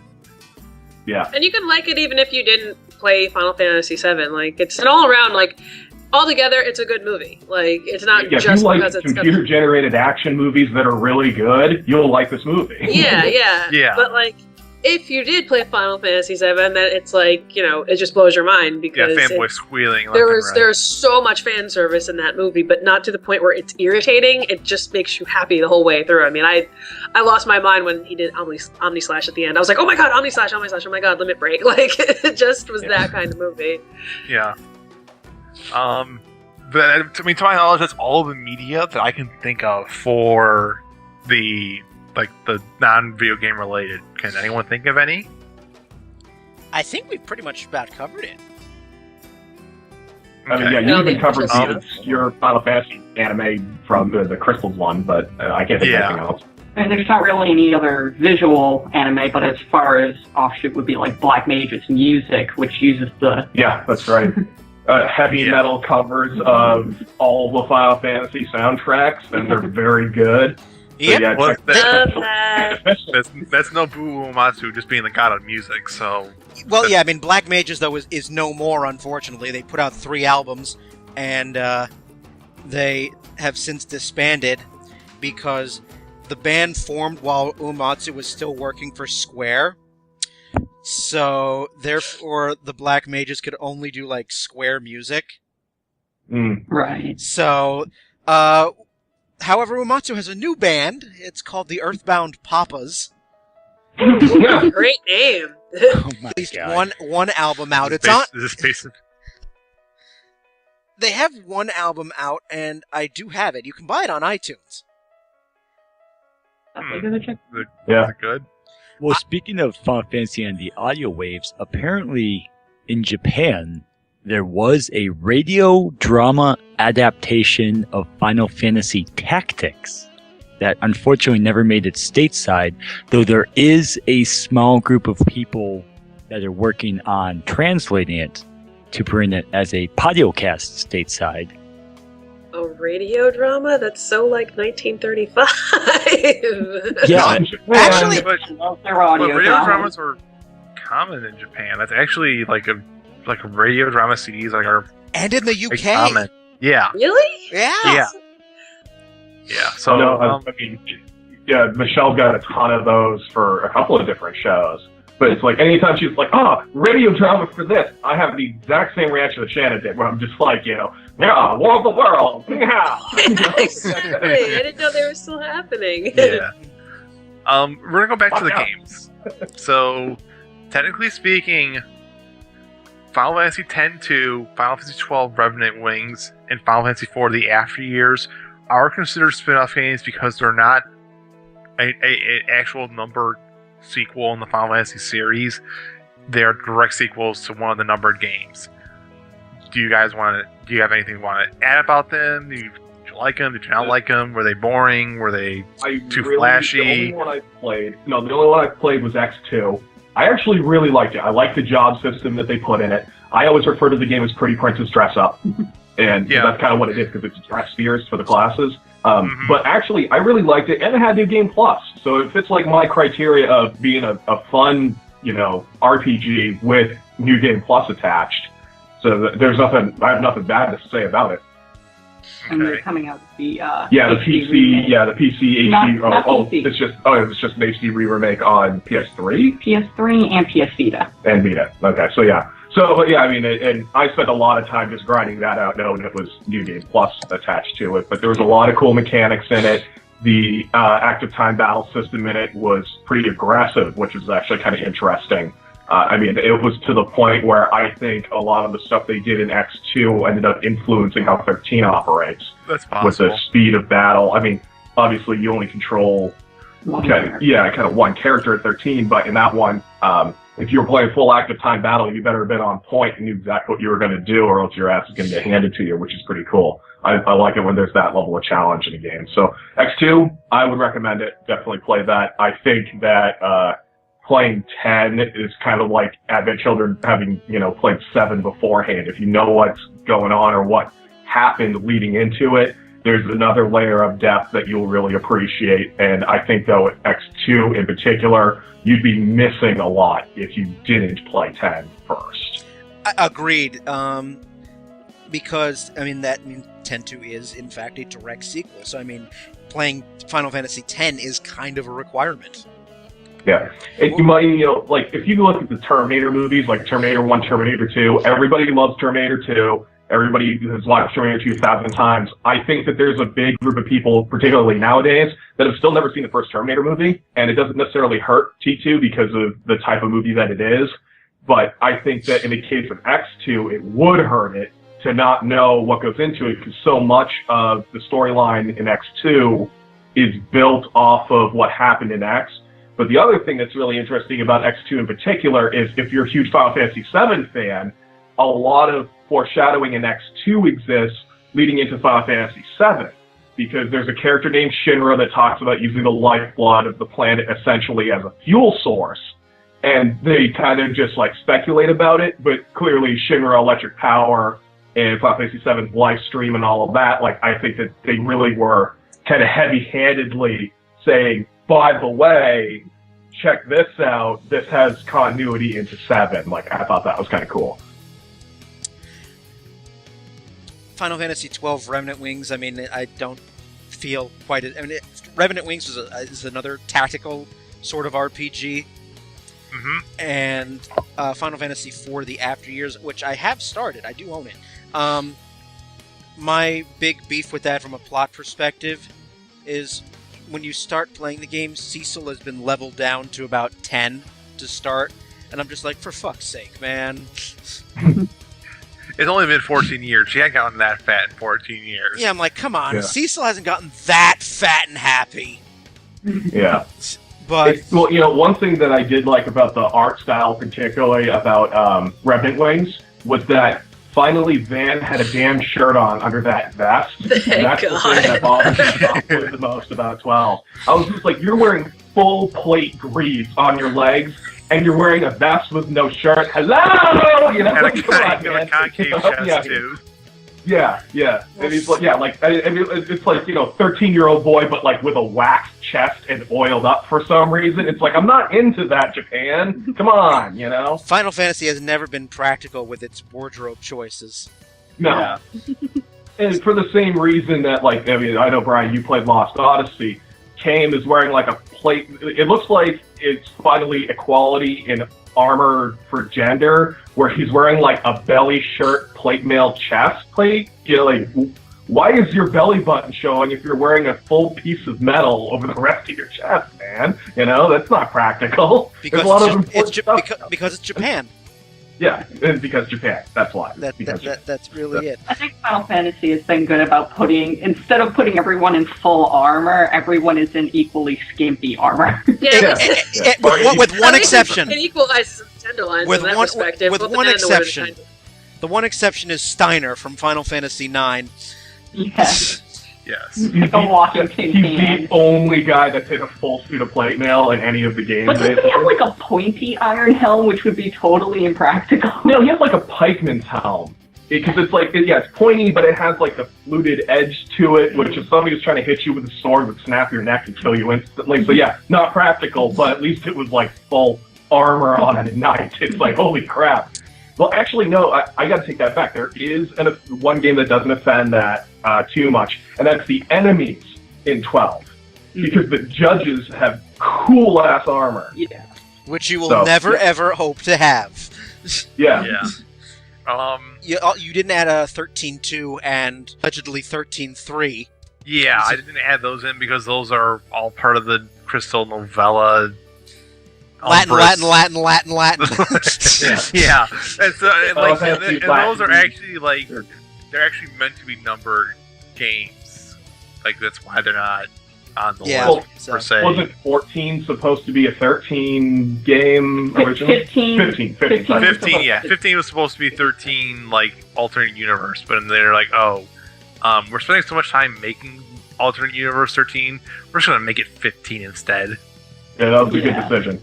Well, I mean, Michelle played a lot of 13 and 13.2. Yeah, I still haven't beaten 13.2 just because, I mean, it came out after we had kids, so I haven't been able to sit down and play it fully.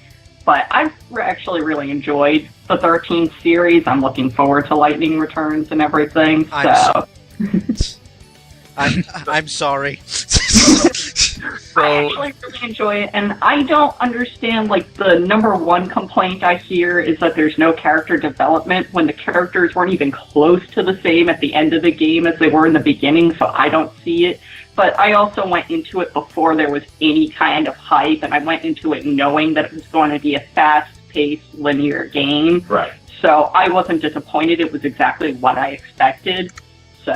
Yeah, and I think that the biggest problem I have with it mechanically, I mean, that's for both of them, 13 and 2, is that it requires a level of trust in my compatriots controlled by the AI that I simply do not have. Yeah. Because almost always they will do a rescue heal when you should die, and I have a hard time watching my life bar being that low when I'm an MMO player originally. Yeah. So it's just it requires a different thought process, but because of the pace, because of the tactics involved in it, I can definitely see why people like it. The fact that it is so linear does break the Final Fantasy formula in a way that I'm not okay with. Until you get to Pulse. Right.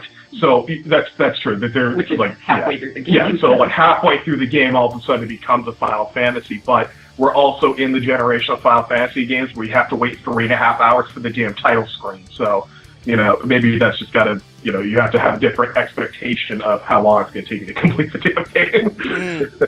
Mm-hmm. So, after those little spin-off games, we have Final Fantasy Dimensions. This was a game released in Japan for cell phones mainly.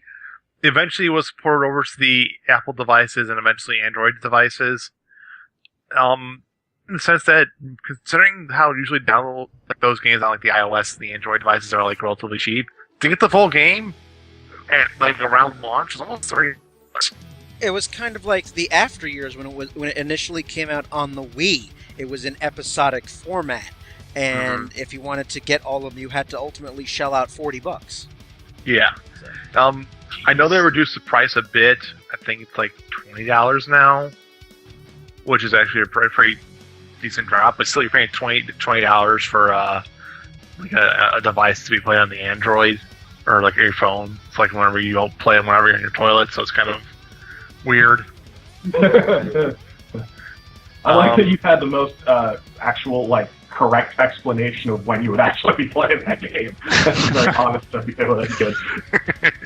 Yeah, I mean, actually, from what I read, like it's actually not that bad of a game. It's just like this feels like it should have been on like a handheld release, not a cell phone release.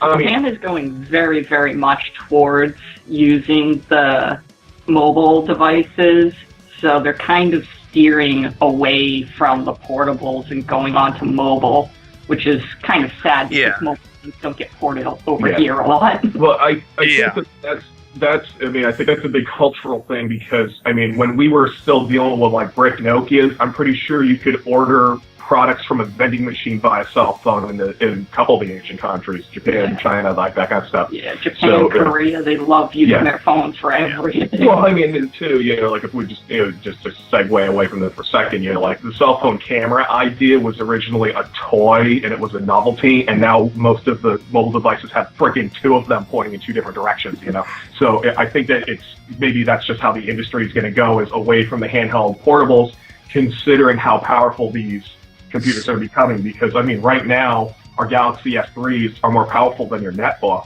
and I mean that's my damn phone. So who knows?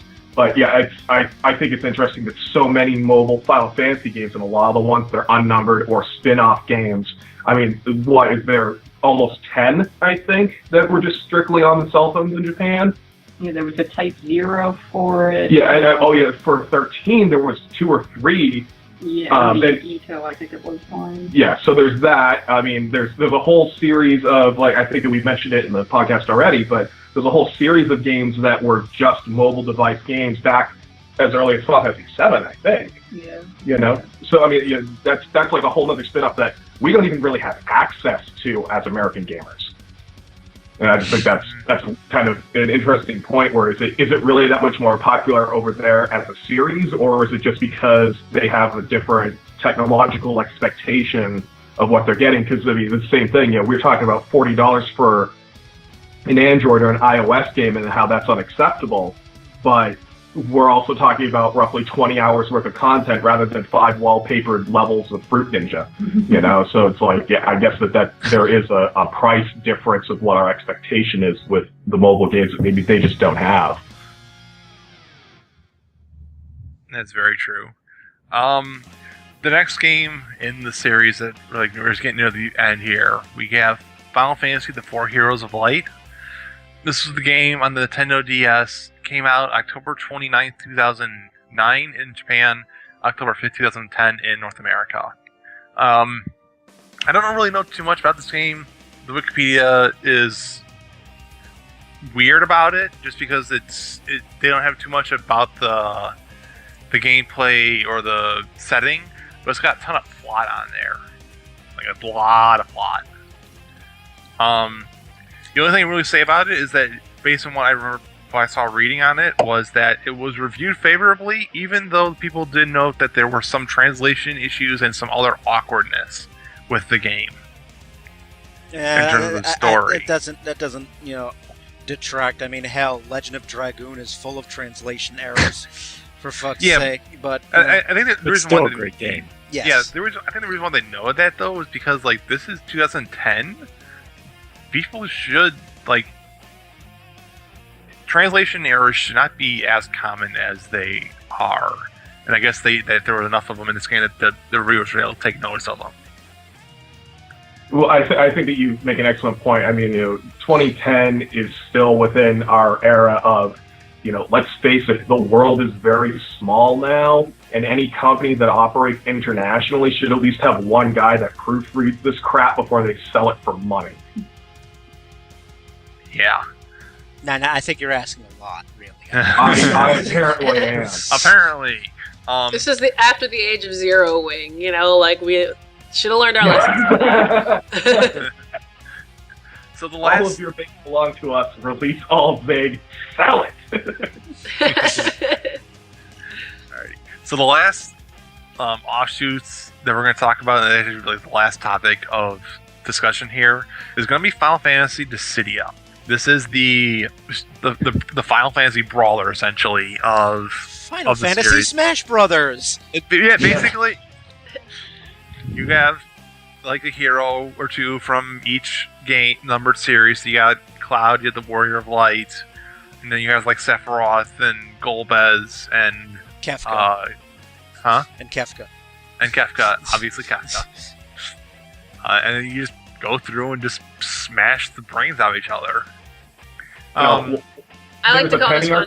About Dissidia that is still my favorite, like Dissidia related, medium, and it was just the one where he played as every single character in the game to kill Titus. And I'm for that. Everybody hates Titus. Yeah. It's also should know that this is not like a normal fighting brawler. This is a fully 3D, like movable XYZ fighting game. And well, it's also, go ahead. Oh, I was just gonna say it's got a very different kind of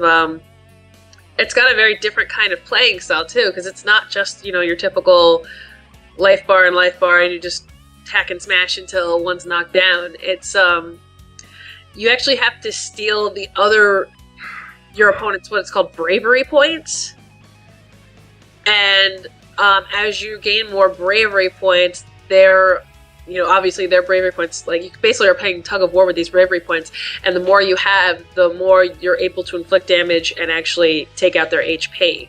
Mm-hmm.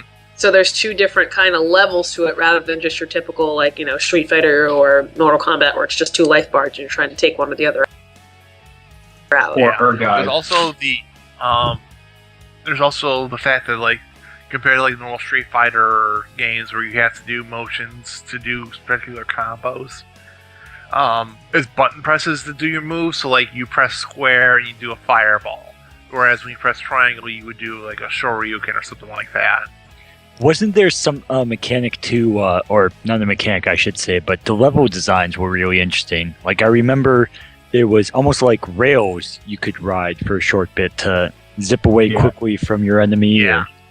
But you would have light bars or parts of the life tree or something like that where you could zip along. Some weird thing you'd ride, yeah.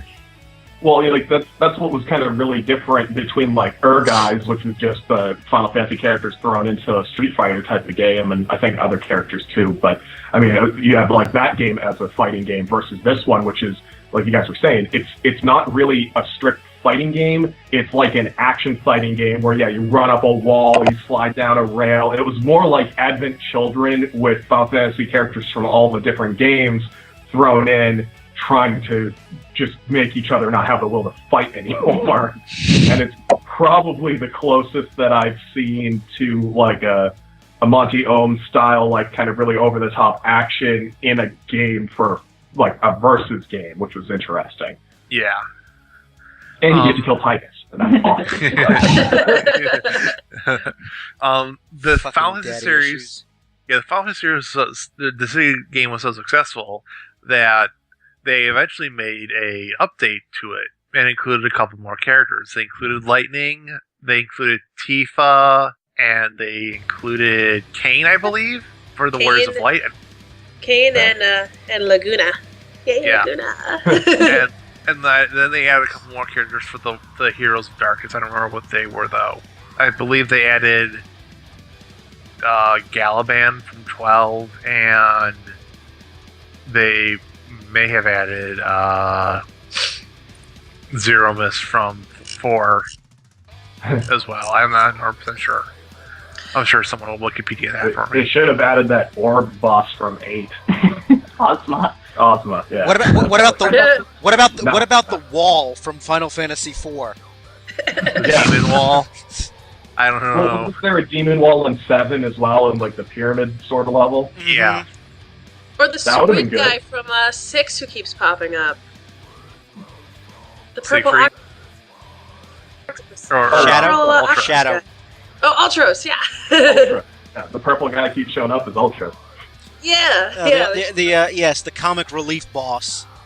Yeah. Oh, yeah. He tries to Squid push guy. the 10-ton weight onto somebody, and he's like a Looney Tunes villain. It was great.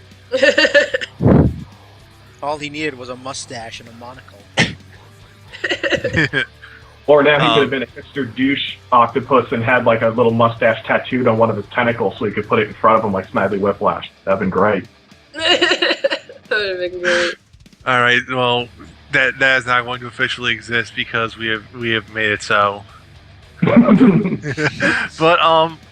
that is all that I have. Do you guys have any other Final Fantasy related things that you would like to discuss? Like, what do you want to see them do more of? What do you want to see them like throw in a dumpster and bury in Arizona?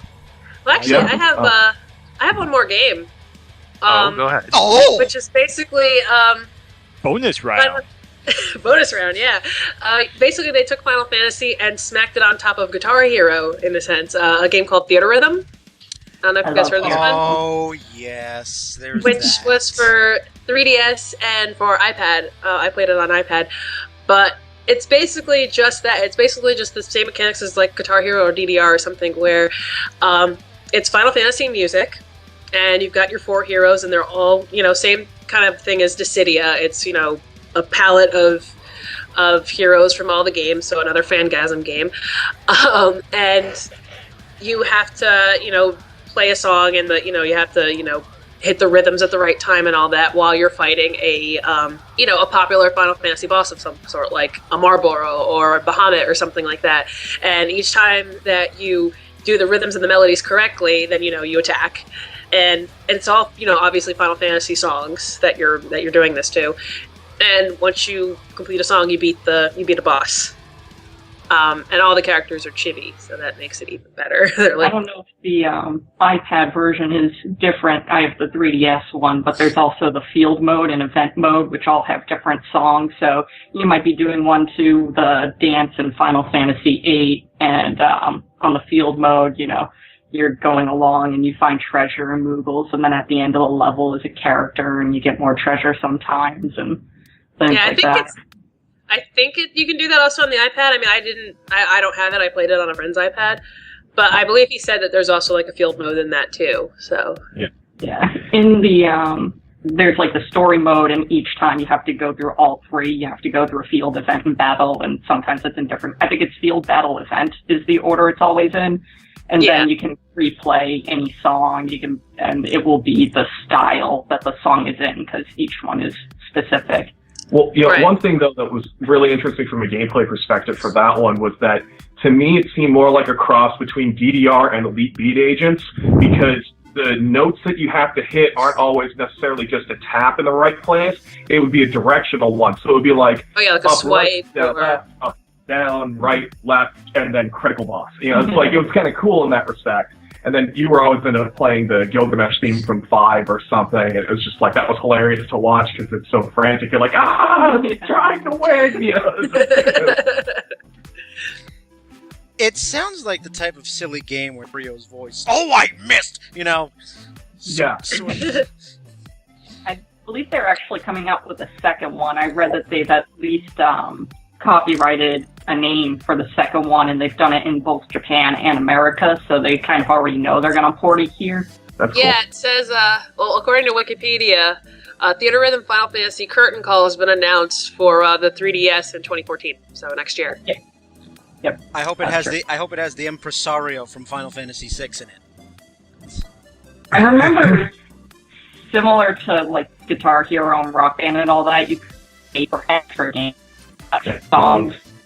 Everything, could you? You had to buy. You have to buy certain songs. I mean, it came with some of the good ones, like Man with the Machine Gun, which I don't know anyone that doesn't like that song from Final Fantasy VIII, Laguna's battle music. Yep.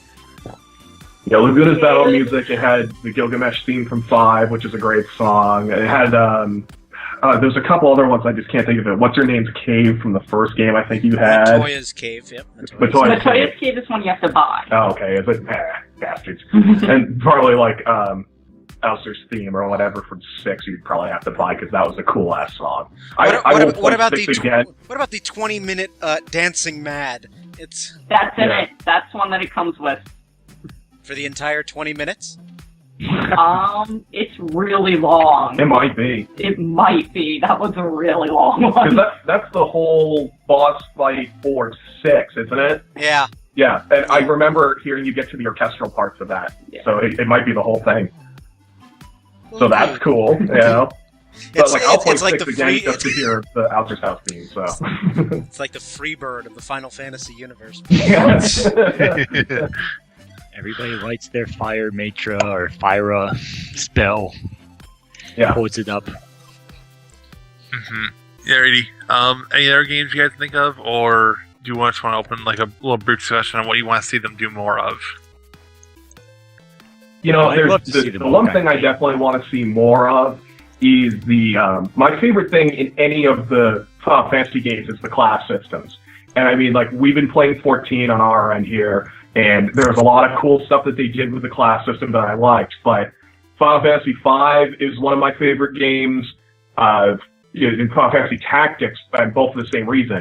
I like the idea of being able to make my characters uber-powered just by, essentially grinding and picking and choosing specific abilities out of it. Because the cool thing in 5 was that if you learned a bunch of cool spells, you could switch back to your base class or like your neutral class and keep all of the passives you've unlocked, and then select a couple of battle skills. And that was just a really cool mechanic.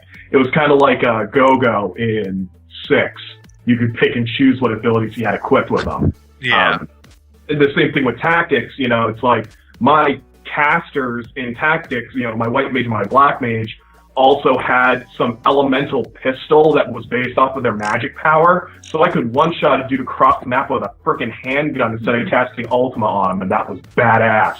So, I just like that kind of mechanic, and New Game Plus has to have New Game Plus. But like that whole ability to just really index 2 for the same reason. It's, if you put the time into the different classes and the way that they behave, you have more flexibility in combat that gives you different options, and I think that that's a really interesting thing. I mean, 13 even kind of does that, but it's very specifically class-based, like 10 too. It's, if you're equipped with the thing, then you're very powerful in that way, and but 5 and Tactics in particular, I like guys that can just do blade catch and catch an arrow from across the map if it's trying to hit them. Like, that's just cool. I love that. So more of both of those.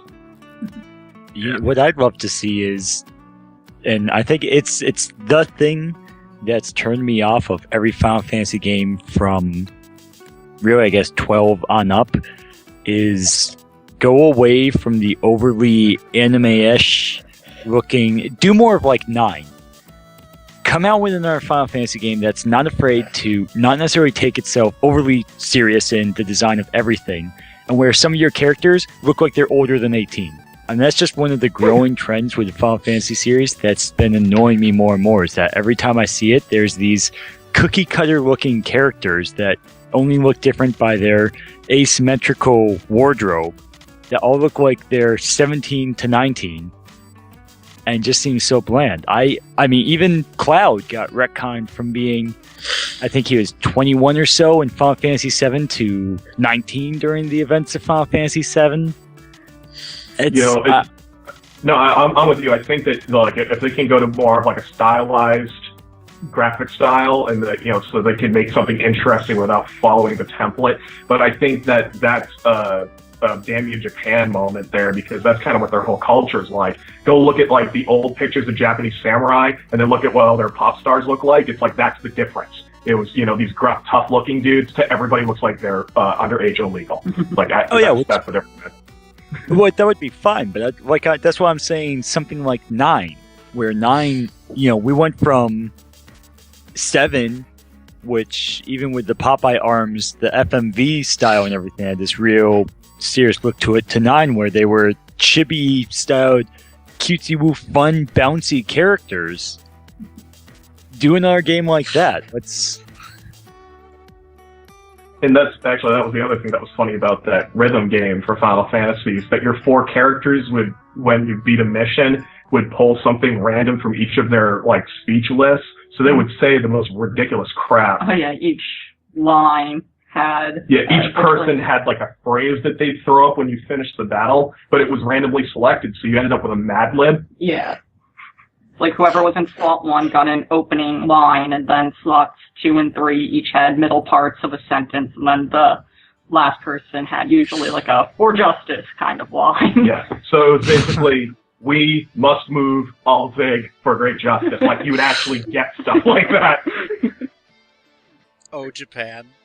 Yes. No, but I'm with you, Reid. Having a game where it uses the stylized graphics, like, this is for the same reason why Torchlight 2 looks really good without blowing the art budget that Diablo 3 blew. It's still just as good a game, but because it uses a different kind of graphical style, it becomes interesting instead of using the template, pop star kind of look where everyone's 9, So I would like to see that too.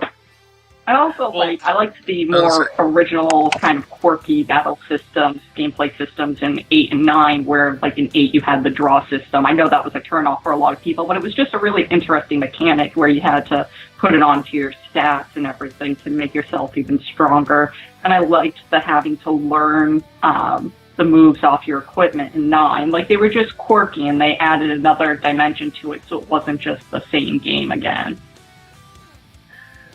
Yeah, I mean, personally speaking, I just want to see them do like another tactics game. I really do think that they do have some. You're here.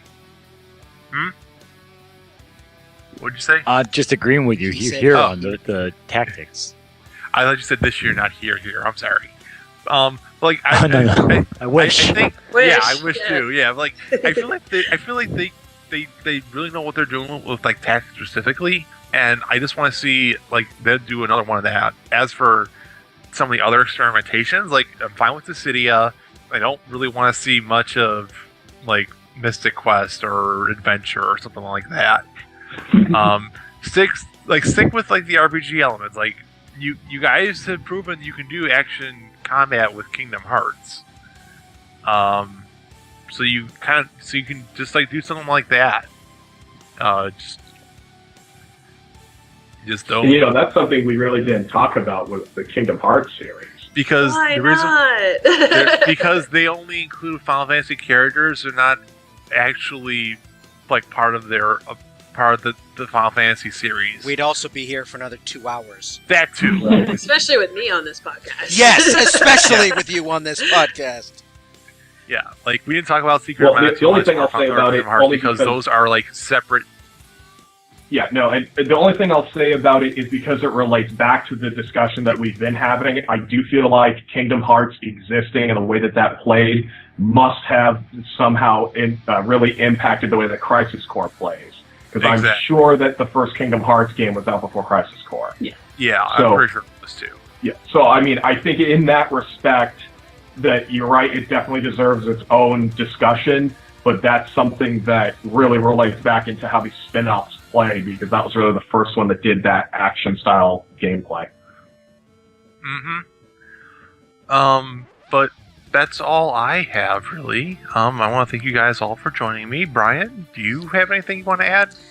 No, you guys have long since beaten this to death. So, and again, thank you very, very much to all of you. And Ron, you did a good job, wonderful job, guest hosting. Thank you. Well done. So I've got nothing more to add, so I'm going to put this episode to bed. But before I do, if you have any thoughts, questions, comments, suggestions, ideas for future episodes like we did here, so hopefully the fan who requested that we do an offshoots episode, hopefully we have done it justice for you. So please let us know. You can get in touch with us a variety of different ways. You can facebook.com/downloadable content. At Twitter, Twitter handle is DLContent. You can also email dlcontent1@gmail.com. All episodes can be found on iTunes, YouTube, and Stitcher. So a bunch of different ways to get a hold of us and a bunch of different ways to get downloadable content. So it remains for me to thank Ron. Again, big thank you, well done. Shanna, Reid, and thanks to our newbies, Michelle and Shawn. Hopefully you come back for future episodes. And on that happy note, I'm Brian. Have a good one, everybody.